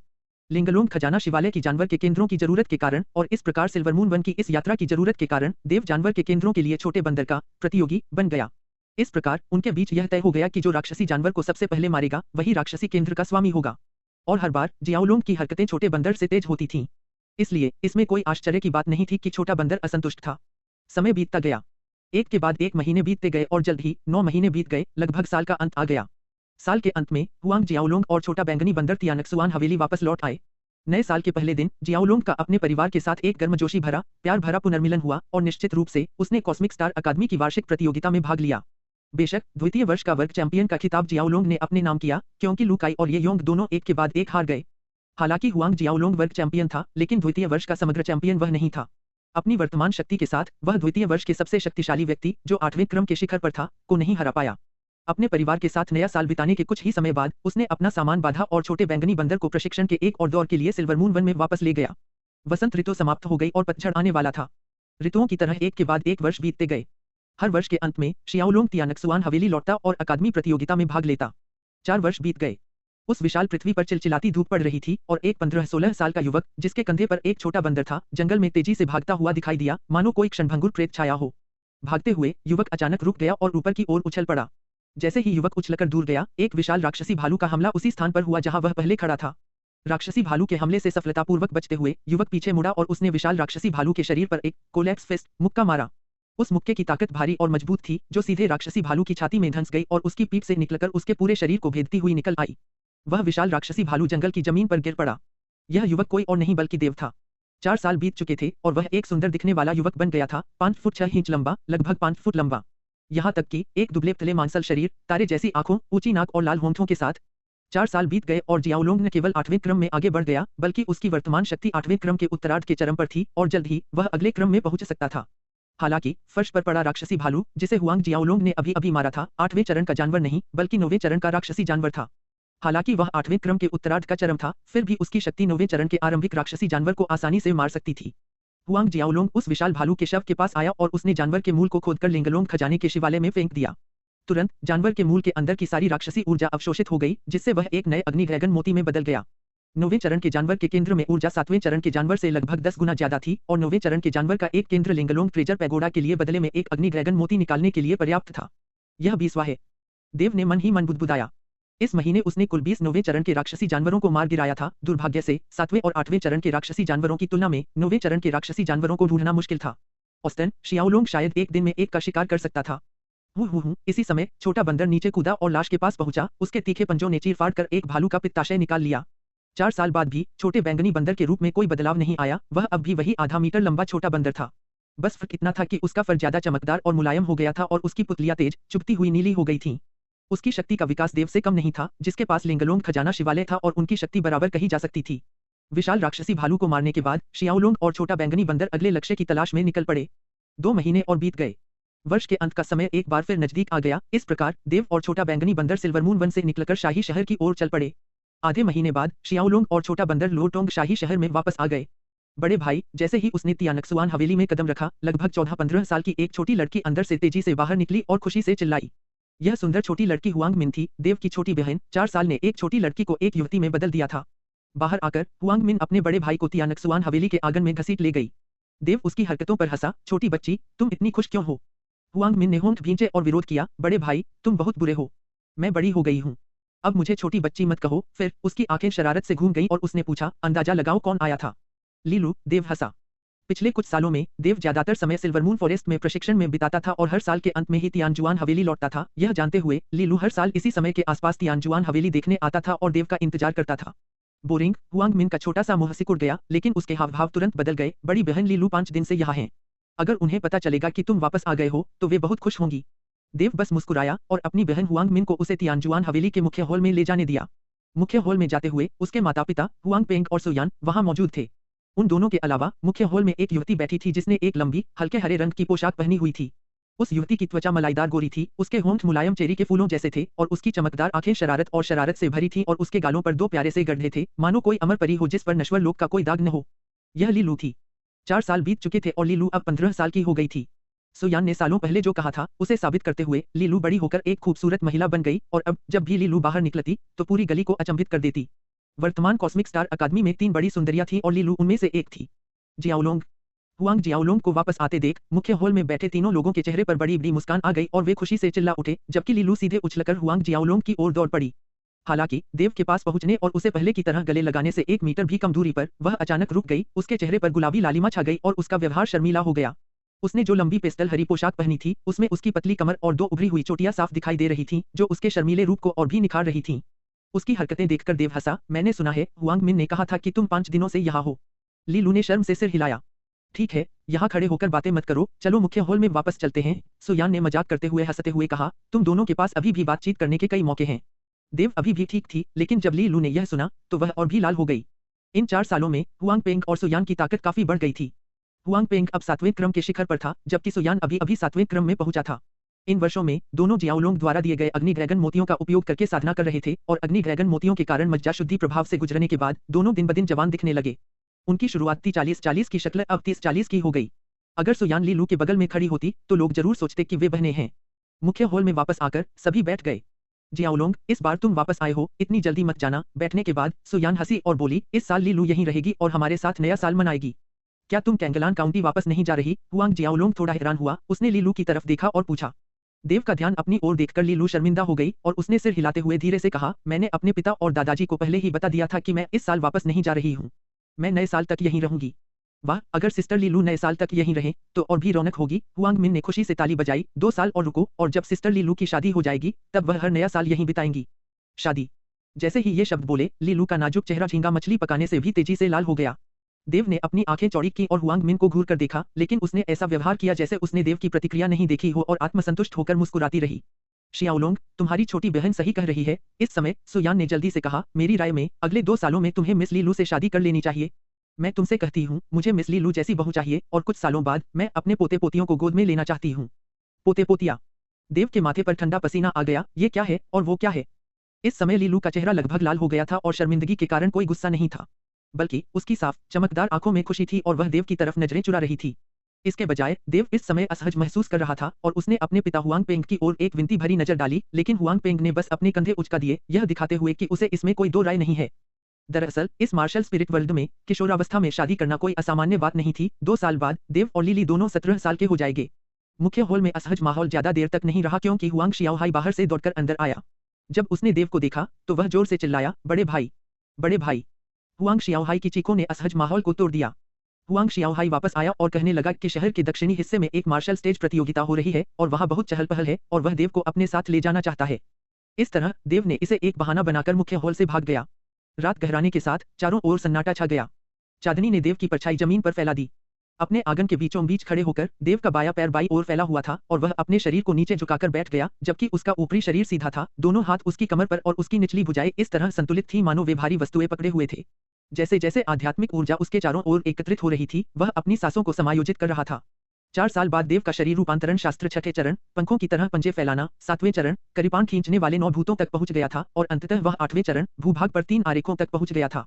अब वह जल्द ही 9वें चरण को पार करने का लक्ष्य बना रहा था, पंजे फैलाता नीला अजगर। शियाओलुंग के नथुनों से सफेद धुंध निकल रही थी, जबकि उसी समय उसके सिर के ऊपर एक सफेद धुंध का बादल घूम रहा था, जो अवास्तविक लग रहा था। पृथ्वी पर उन्होंने कहा कि एक आंतरिक शक्ति विशेषज्ञ जब अपनी सांसों को समायोजित करेगा तो उसके सिर के ऊपर 3 फूल खिलेंगे, ठीक वैसे ही जैसे देव अभी खिल रहा है। धीरे धीरे रात की जगह भोर हो गई। जब सुबह का सूरज निकला तो देव आखिरकार रुक गया। उसके रुकने के बाद जियाओलुंग हवा में उछला और असुर के ब्लेड पुकारे। एक झटके के साथ अनगिनत ब्लेड की रोशनियां बिजली के समुद्र की तरह चमक उठीं। साथ ही बिजली की चमक के साथ उसका शरीर हवा में कलाबाजी कर रहा था, मानो विशाल समुद्र में तैर रहा कोई अजगर हो और दमनकारी आभा उसके चारों कोनों को ढक रही हो। 4 साल जियाओलुंग ने न केवल पाताल लोक के राजा के क्रोध का मुख्य अभ्यास किया था, बल्कि चौथी चाल, प्रचुर बिजली की अवस्था, का भी एक छोटा अभ्यास पूरा कर लिया था। जियाओलुंग ने अभी जो चाल दिखाई थी वह प्रचुर बिजली की अवस्था थी। असुर तलवार कौशल के संबंध में उसने अब तक जिन चालों का अभ्यास किया था वे थी नर्क का तूफान, असुर के आंसू, पाताल लोक के राजा का क्रोध और चौथी थी प्रचुर बिजली की अवस्था। प्रत्येक आक्रमण कौशल अत्यंत गहन और अथाह शक्ति वाला था और प्रत्येक आक्रमण पिछले वाले से अधिक शक्तिशाली था। इस चौथे आक्रमण को पूरा होते देख ऐसा लग रहा था मानो आक्रमण अनगिनत बिजली की किरणों में बदल गया हो, जिनमें स्वर्ग और पृथ्वी को नष्ट करने की शक्ति थी। देव आकाश में घूमा और लगभग 1 दर्जन सांसों के बाद वह हल्के से जमीन पर गिरा। जब देव ने यह चाल सीखनी शुरू की तो वह केवल 4 सांसों तक ही हवा में रह सकता था। प्रचुर बिजली की अवस्था के इस आक्रमण के साथ हवा में उसका घूमना कोई साधारण कलाबाजी नहीं थी, क्योंकि यह एक निश्चित नियम का पालन करता था जिससे यह बहुत कठिन हो जाता था। जमीन पर उतरते ही देव ने फिर वही चाल नहीं दिखाई, बल्कि उसने असुर रणनीति अपनाई और उसका पूरा शरीर एक अंधेरी रोशनी में लिपट गया और एक काली जानलेवा आभा फैल गई, जैसे जैसे उसके बाल धीरे धीरे सफेद होते गए और गुरुत्वाकर्षण का विरोध करने लगे। इस समय देव की पीठ पर वास्तव में गहरे काले पंखों का एक जोड़ा उग आया। 4 साल बाद देव की असुर रणनीति चौथे स्तर पर पहुंच गई थी और वह असुर के शरीर में रूपांतरित हो सकती थी। उसके पीछे काले पंखों का जोड़ा दानव के पंख थे जो रूपांतरण के बाद विकसित हुए थे। फैलते हुए पंख दोनों तरफ 6 मीटर तक फैल सकते थे। एक फड़फड़ाहट के साथ देव ऊपर उड़ गया और 9वें क्रम के मध्य की औसत गति तक पहुंच गया। देव की गति हमेशा से तेज रही थी और दानव के पंखों के साथ वह 9वें क्रम के मध्य से कम गति प्राप्त नहीं कर सका। देव ने छोटे से आंगन में कुछ चक्कर लगाए, एक पल वह एक कोने पर था और अगले ही पल वह हवा में ऊंचा था। दानव के पंखों और उसकी प्रेत छाया क्षमता ने देव को एक भयानक गति तक पहुंचने में मदद की। कुछ ही क्षणों बाद शियाओलुंग ने अपना अभ्यास समाप्त किया और असुर मोड से बाहर आ गया। कल वार्षिक प्रतियोगिता है, देव ने मन ही मन सोचा। द्वितीय वर्ष की कक्षा में आगे बढ़ने के बाद हालांकि वह कक्षा प्रतियोगिता में विजेता था, उसने कभी भी वर्ष वर्ग नहीं जीता था, लेकिन आज से वह द्वितीय वर्ष पर राज करेगा। अगले दिन मौसम साफ और धूप वाला था। देव और फेई हो तियानशुआन हवेली से निकलकर कॉस्मिक स्टार अकादमी की ओर चल पड़े। पिछले 4 सालों में फेई हो ने देव द्वारा सिखाई गई ध्रुव वज्रकला का अभ्यास करने में कड़ी मेहनत की थी और हाल ही में जब उन्होंने जियांतियन क्षेत्र में कदम रखा तो इसका फल उन्हें मिला। जियांतियन क्षेत्र पूरे लोटोंग साम्राज्य में जियांतियन विशेषज्ञों की संख्या शायद उंगलियों पर गिनी जा सकती है। बेशक इसका कुछ संबंध फेई हो द्वारा उन अग्नि ड्रैगन मोतियों को निगलने से था जो देव ने उन्हें पिछले 4 सालों में दिए थे, जिससे फेई हो को अपने शरीर को मजबूत बनाने और अपनी युद्ध क्योई की गुणवत्ता बढ़ाने में मदद मिली। इस प्रकार तुलनात्मक रूप से फेई हो समान स्तर के औसत जियांतियन विशेषज्ञों से कहीं अधिक शक्तिशाली था। जब तक फेई हो और देव अकादमी के पवित्र हॉल में पहुंचे तब तक वहां पहले से ही बहुत से लोग जमा हो चुके थे। देव के आगमन ने उन्हें आकर्षण का केंद्र बना दिया। पिछले कुछ वर्षों में हालांकि देव ने लगभग कभी किसी कक्षा में भाग नहीं लिया और अकादमी में भी कम ही दिखाई दिए, जिससे वे कम ही दिखाई देते थे, फिर भी वे अकादमी में चर्चा का विषय बने रहे। और जब से उन्हें द्वितीय वर्ष में पदोन्नत किया गया तब से वे लगातार 4 वर्षों तक द्वितीय वर्ष कक्षा 6 के विजेता रहे। हर मैच में अपने प्रतिद्वंद्वी को केवल एक ही चाल से हराते रहे। देव को देखते ही भीड़ में हड़कंप मच गया। कुछ कट्टर प्रशंसक उत्साह से चीख पड़े, अपनी भावनाओं पर काबू नहीं रख पाए। देव, तुम बहुत सुंदर हो। देव, मैं तुमसे प्यार करता हूँ। देव अपनी प्रतिभा और ताकत के लिए जाने जाते थे, लेकिन उनका रूप भी बुरा नहीं था, इसलिए यह कोई आश्चर्य की बात नहीं थी कि कई छात्राएं उन्हें अपना चमकता हुआ योद्धा मानती थीं। दरअसल यह अकादमी की सीमाओं तक ही सीमित नहीं था, देव की ख्याति शाही शहर और अन्य जिलों के कुलीनों की बेटियों तक और आम लोगों तक भी पहुंच चुकी थी। स्वीकारोक्ति की ऊंची ऊंची चीखें सुनकर देव मन ही मन बेबसी से मुस्कुराया और दूसरे वर्ष के छात्रों के बैठने की जगह की ओर चल पड़ा। लू काई पहले ही पहुंच गया था और मजाक करने से खुद को रोक नहीं पाया। शियाओलुंग, अब अकादमी में तुम्हारा प्रभाव प्रिंसिपल सुन झांग से भी ज्यादा हो गया है। हालांकि लू काई हर बार देव से हार जाता था, लेकिन इससे उनके बीच भाईचारा बढ़ता था और वे अच्छे दोस्त बन गए थे। देव ने सिर हिलाया और हंसते हुए कहा, मुझ पर मत हंसो, मुझे लगता है कि तुम्हारा प्रभाव मुझसे भी ज्यादा है। लू काई लूटोंग साम्राज्य का राजकुमार और राजगद्दी का उत्तराधिकारी होने के नाते यह दर्शाता था कि उसका प्रभाव वास्तव में कमजोर नहीं था। आखिरकार वह कई युवतियों के दिलों में एक सच्चा राजकुमार था। यह सुनकर लू काई मुस्कुराया और बोला, क्या तुम दूसरे साल की चैंपियन बनने का लक्ष्य बना रही हो? मैंने सुना है कि चेन कैक्सियू 9वें क्रम में पहुंच गई है, वह आसान प्रतिद्वंद्वी नहीं है। चेन कैक्सियो लगातार 2 साल से दूसरे साल की चैंपियन है। 9वें क्रम में हालांकि थोड़ा हैरान देव इस खबर से विचलित नहीं हुआ। देव के शांत भाव को देखकर लू काई ने आगे कहा, मैं तुम्हें सलाह देता हूं कि उस लड़की को उकसाओ मत, उसकी हरकतें हमेशा से ही निर्दयी रही हैं, खासकर पुरुषों के प्रति। मुझे नहीं पता कैसे, लेकिन मैंने सुना है कि कैसे कई मूर्ख लड़कों ने उसे उकसाया और अंत में उनके निचले अंग लगभग अपंग हो गए। लू काई के यह कहते ही उसके पैर अनायास ही बीच में अकड़ गए। देव ने हल्के से मुस्कुराते हुए कहा, चिंता मत करो। थोड़ी देर बाद सुन झांग और शियोंग चू पवित्र हॉल में पहुंचे, कुछ उत्साहवर्धक शब्द कहे और प्रतियोगिता शुरू होने की घोषणा की। हर साल की तरह प्रतियोगिता 3 बड़े क्षेत्रों में बटी हुई थी। हर कक्षा में कक्षा शिक्षक द्वारा एक छात्र को नामांकित किया जाता था और जो असहमत होते थे वे मंच पर चुनौती दे सकते थे। द्वितीय वर्ष की छठी कक्षा में देव सबसे ताकतवर था और यह बात पूरी कक्षा ने मानी, जबकि दूसरे स्थान पर ये योंग की जगह लू काई था। पिछले 4 सालों में लू काई ने भी कड़ी मेहनत की है और उसकी ताकत पहले नंबर के ये योंग से भी ज्यादा हो गई है। देव और लू काई मंच पर खड़े थे। मुझे यकीन नहीं हो रहा कि इस बार भी मैं तुमसे एक कदम भी नहीं लड़ पाऊंगा। लू काई ने देव की ओर देखा और कहा, जब से उन दोनों को दूसरे वर्ष में पदोन्नत किया गया है वह हर साल सिर्फ एक चाल से हार जाता है। देव मुस्कुराया, चुप रहा। इस समय लू काई के शरीर पर एक चमकदार रोशनी छा गई और उसकी स्काइपिंग मार्शल स्पिरिट का आह्वान किया गया। लू काई के तुरंत आत्मा रूपांतरित होते ही बिना एक पल भी बर्बाद किए शक्तिशाली प्रचंड युद्ध की हुई आकाश में उठ गई। पंख जैसे कवच की एक परत ने लू काई को ढक लिया और उसकी पीठ से 4 शक्तिशाली पंख निकलते हुए दिखाई दे रहे थे, फैलते हुए, जिससे आसपास का वायु प्रवाह अशांत हो गया। विशाल विनाशक मुट्ठी। लू काई आत्मा रूपांतरित होते ही वह पहले ही हिल गया और प्रकट हुआ देव से कुछ इंच की दूरी पर अपनी मुक्का मारे हुए हवा में सीटी बजाते हुए खड़ा था। मुट्ठी का विशाल निशान देव पर झपटा, जिससे मंच पर विनाश का एक भयानक सन्नाटा छा गया। यह विशाल विनाशक मुट्ठी एक युद्ध कौशल था जिसका अभ्यास लू काई पिछले कुछ वर्षों से कर रहा था और आखिरकार 2 महीने पहले उसे इसमें सफलता मिली। हालांकि वह जानता था कि विशाल विनाशक मुट्ठी के साथ भी वह शियाओलोंग को नहीं हरा पाएगा, लू काई को विश्वास था कि वह देव के एक भी हमले को रोक सकता है। अपने ऊपर एक विशाल मुट्ठी के निशान को ढकते हुए देखकर शियाओलोंग उसी जगह खड़ा रहा, मानो उसका बचने का कोई इरादा ही न हो। इसके बजाय उसने हमला कर दिया। उसकी मुट्ठी लू काई के सिर से टकराई। दोनों मुट्ठियां टकराईं और एक जोरदार धमाका हुआ। विशाल विनाशक मुट्ठी पलक झपकते ही टूट गई और लू काई लड़खड़ाते हुए मंच से गिर पड़ा, फिर खुद को संभाल पाया। जब लू काई ने खुद को संभाला तो वह एक पल के लिए स्तब्ध रह गया और फिर उसने अपना सिर हिलाया और देव की ओर देखते हुए व्यंग्यात्मक मुस्कान के साथ बोला, लगता है मुझे अपने जीवनकाल में तुमसे जीतने के लिए किसी चमत्कार की जरूरत होगी। उसे आज भी वह पहली बार याद है जब वे दोनों प्रथम वर्ष की प्रतियोगिता में लड़े थे।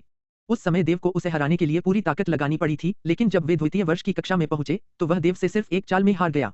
अब उसके पास देव को चुनौती देने की हिम्मत नहीं बची थी। लू काई की हार के बाद उसी कक्षा के किसी भी व्यक्ति ने देव को चुनौती देने की हिम्मत नहीं की। इस प्रकार बिना किसी सस्पेंस के शियाओलोंग एक बार फिर द्वितीय वर्ष की कक्षा 6 का विजेता बना। अगली बार वर्ष की प्रतियोगिता थी।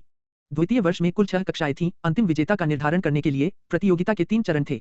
6 छात्रों में से 3 निम्नलिखित कक्षाओं से आए थे, कक्षा 1, 5 और 6, और उन्हें छड़ियां निकालने के लिए चुना गया था। हालांकि जब सभी ने देव को नंबर 1 छड़ी निकालते देखा तो भीड़ में एक हल्की सी हलचल मच गई। नंबर 1। यह वास्तव में नंबर 1 छड़ी थी। छड़ी पर लिखे नंबर को देखकर देव एक व्यंग्यात्मक मुस्कान के साथ अपना सिर हिलाने से खुद को रोक नहीं पाया। नंबर 1 छड़ी चेन कैक्सियो का प्रतिनिधित्व करती थी, वही महिला जिसका जिक्र लू काई ने पहले किया था। वह महिला जो पुरुषों के प्रति निर्दयी थी। देव और चेन कैक्सियो जैसे ही मंच पर गए, लोगों की निगाहें उन पर टिक गईं। चेन कैक्सियो ने एक हल्के लैवेंडर रंग की पोशाक पहनी थी। सुंदर होने के बावजूद वह एक कुलीन महिला जैसी लग रही थी। चेन कैक्सियो को न केवल लीलू की तरह दूसरे वर्ष की नंबर 1 महिला के रूप में मान्यता प्राप्त थी, बल्कि वह कॉस्मिक स्टार अकादमी की 3 प्रसिद्ध सुंदरियों में से एक भी थीं। लेकिन ध्यान रहे, वह जानलेवा कांटों से भरा गुलाब थी। उनकी दृढ़ता उनकी सुंदरता जितनी ही प्रसिद्ध थी। देव, लीलू की खातिर मैं बाद में थोड़ी नरमी बरतूंगी। चेन कैक्सियो की नजरों ने देव को ऊपर से नीचे तक गौर से देखा और कहा, नरम। एक महिला का किसी पुरुष से ऐसे शब्द कहना निश्चित रूप से गलतफहमी पैदा करेगा। इसके बाद भीड़ में से उन दोनों को मंच की ओर अजीब नजरों से देखा गया। देव ने लीलू पर एक नजर डाली। वह जानता था कि लीलू और चेन कैक्सियो अच्छे दोस्त हैं। जब लीलू ने देव की नजर उस पर देखी तो उसने देव की ओर शरारत से मुस्कुराया, जिससे उसके गालों पर 2 प्यारे से गड्ढे दिखाई दिए। देव ने अपने कंधों को ढीला छोड़ा और अपना ध्यान चेन कैक्सियो पर वापस लाते हुए कहा, अगर तुम इसे ऐसे ही चाहते हो तो शुरू करो। देव के शरीर से युद्ध की ची निकली और तेज गति हवा में कंपन करने लगी। 8वें क्रम का शिखर। चारों ओर स्तब्ध आंखें देव को घूर रही थीं। देव के इस रहस्योद्घाटन से सदमे के कारण एक क्षण के लिए शून्यता का अनुभव करने के बाद लू काई मन ही मन व्यंग्यात्मक रूप से मुस्कुराया। उस समय वह केवल 7वें क्रम के शिखर पर था, जबकि देव 8वें क्रम के शिखर पर पहुंच गया था। इस क्षण उसे उनके बीच का अंतर सचमुच समझ में आ गया। चेन कैक्सियो भी आश्चर्य से देव को घूर रहा था। 8वें क्रम का शिखर। आने वाले नए साल के बाद देव 15 साल का हो जाएगा ना। 15 साल का 8वें क्रम का शिखर। हालांकि वह खुद 9वें क्रम की शुरुआती छात्रा थी, फिर भी वह 20 साल की हो चुकी थी। देव की साधना गति के अनुसार 20 साल की उम्र तक वह किस स्तर तक पहुंच पाएगा। 10वें क्रम के उत्तरार्ध का शिखर। यह सचमुच संभव था। यह अजीब आदमी है। चेन कैक्सियो खुद से बुदबुदाने से खुद को रोक नहीं पाई। अजीब आदमी। हालांकि चेन कैक्सियो की आवाज बहुत धीमी थी, फिर भी देव ने उसकी बातें सुन लीं। बेबसी से वह मुस्कुराया, क्या यह चेन कैक्सियो इतनी सीधी है? अगर 6 महीने पहले होता तो शायद तुम मुझसे जीत सकती थी, लेकिन अब सिर्फ अपनी चरम शक्ति 8वें क्रम की ताकत पर भरोसा करके मुझे हराना नामुमकिन होगा। इस समय चेन कैक्सियू ने सिर हिलाते हुए कहा और उसने अपनी युद्ध क्योई पूरी तरह से छोड़ दी। देव की युद्ध क्योई ऊर्जा से कई गुना ज्यादा शक्तिशाली। 9वां क्रम। भीड़ से आश्चर्य से भरे उद्गारों की झड़ी लग गई।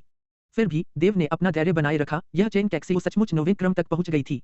मुख्य मंच पर सुन झांग का ध्यान देव पर था और वह मुस्कुराते हुए शियोंग चू से बात कर रहा था। यह छोटा सा लड़का हमें एक और सरप्राइज दे रहा है। इतने कम समय में ही वह 8वें क्रम के शिखर पर पहुंच गया।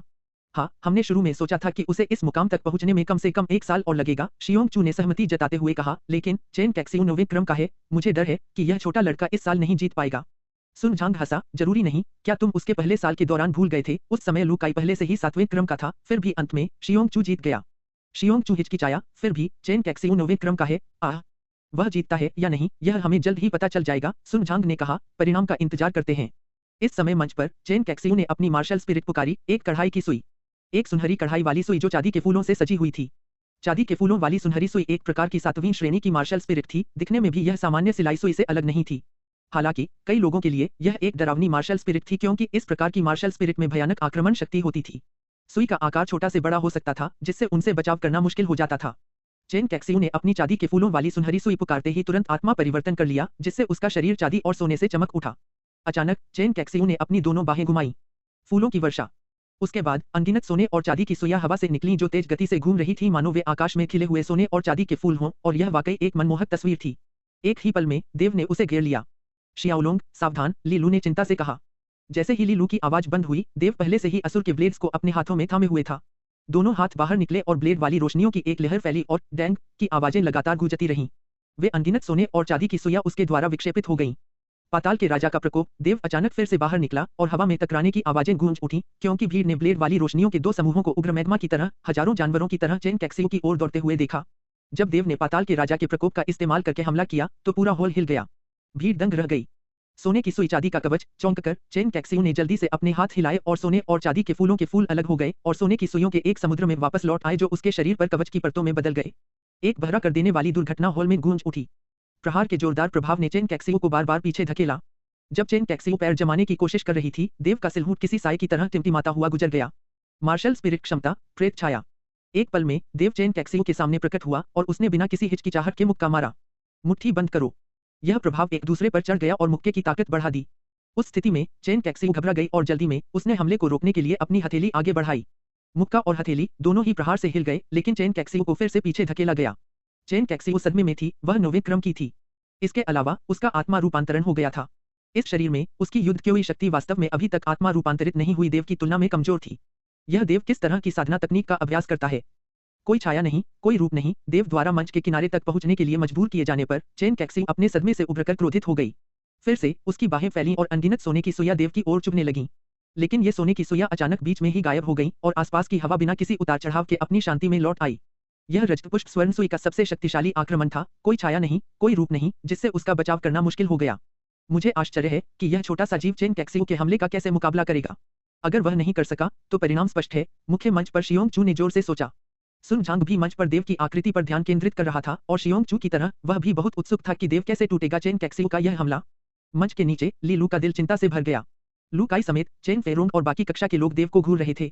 जब सब लोग उत्सुकता से इंतजार कर रहे थे, तभी शियाओलोंग अचानक उछल पड़ा। उसका शरीर लगातार घूम रहा था और उसकी तलवारें निकल रही थीं।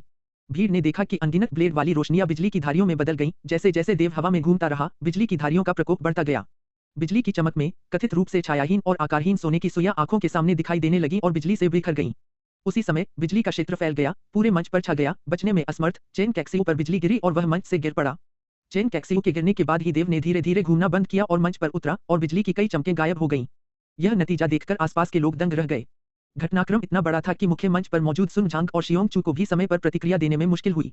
पलक झपकते ही चेन कैक्सियू सचमुच हार गया। वह चाल जो उस छोटे लड़के ने अभी इस्तेमाल की थी, क्या तुम्हें पहचान में आया कि वह कौन सा युद्ध कौशल था? कुछ क्षण बाद सुन झांग ने शियोंग चू के होश में आने के बाद उससे पूछा। शियोंग चू ने अपना सिर हिलाया। मैंने लगभग 100 वर्षों तक साधना की है और ऐसा युद्ध कौशल कभी नहीं देखा, लेकिन वह चाल शायद उस युद्ध कौशल का ही अगला रूप है जिसका इस्तेमाल उसने लू काई को हराने के लिए किया था। सुन झांग ने सहमति में सिर हिलाया और फिर कहा, इस बच्चे को चेन कैक्सियू को हराने के लिए अपनी आदिम दिव्य काले ड्रैगन मार्शल आत्मा को बुलाने की जरूरत नहीं थी। मुझे लगता है अगर वह अपनी काले ड्रैगन मार्शल आत्मा को बुलाता तो शायद वह 9वें क्रम के मध्य के किसी विशेषज्ञ को हरा सकता था। इस पर विशाल हॉल में बैठे छात्र और शिक्षक जोरदार जयकार और तालियों से गूंज उठे, खासकर लीलू जो जोर जोर से तालियां बजा रही थी। उनकी खूबसूरत आंखें चमक रही थीं और वे बेहद आकर्षक लग रही थीं। मंच से गिरते हुए चेन कैक्सियू निराश या परेशान नहीं लग रही थी, बल्कि ऐसा लग रहा था जैसे वह देव को देखते हुए कुछ सोच रही थी। चेन कैक्सियू लीलू के पास आई, मुस्कुराई और बोली, छोटी बहन, मुझे तुमसे बहुत जलन हो रही है। अगले 2 सालों में जब तुम दोनों की शादी हो जाए तो मुझे बताना जरूर। यह सुनकर लीलू का प्यारा चेहरा लाल हो गया। बहन, तुम क्या कह रही हो? लीलू के शर्मीले भाव देखकर चेन कैक्सियू हंस पड़ी। जल्द ही प्रथम वर्ष, द्वितीय वर्ष, तृतीय वर्ष और अकादमी के समग्र परिणाम आ गए। देव को 5वीं कक्षा में स्पिरिट डैन की उपाधि से सम्मानित किया गया। जब कार्यक्रम समाप्त हुआ और सभी लोग तितर-बितर हो गए तो सुन झांग और शियोंग चू ने देव को रोक लिया और उसे एक और उच्च श्रेणी 5 आत्मा दान दिया। यह एक नियमित प्रक्रिया बन गई थी। हर साल वार्षिक प्रतियोगिता के बाद सामान्य पुरस्कार के अलावा सुन झांग और शियोंग चू देव को एक और उच्च श्रेणी 5 आत्मा दान देते थे। बेशक उन दोनों ने यह मान लिया था कि देव की साधना इतनी तेजी से आगे बढ़ने का कारण हर साल यही उपहार था। दरअसल उन्हें यह नहीं पता था कि देव को दिए गए ये आत्मा दान उसके माता पिता या भाई बहनों में बांटे गए थे। अकादमी की वार्षिक प्रतियोगिता समाप्त होने के बाद देव और फी हो तियानक्सुआन हवेली लौट आए। जब वे वापस आए तो मार्शल हाउतियान मुख्य हॉल में उनका इंतजार कर रहे थे। अभी तक तुम्हारे गुरु यू मिंग की कोई खबर नहीं? देव ने पूछा। यू मिंग को स्टार क्लाउड महाद्वीप से असुर द्वार मुख्यालय लौटे हुए 4 साल हो गए हैं। हालांकि उसकी कोई खबर नहीं थी और तब से मानो वह हवा में ही गायब हो गया हो। पिछले 2 सालों में देव ने मार्शल हाउतियान और फेई हो से यू मिंग के बारे में खबरें ढूंढने को कहा था।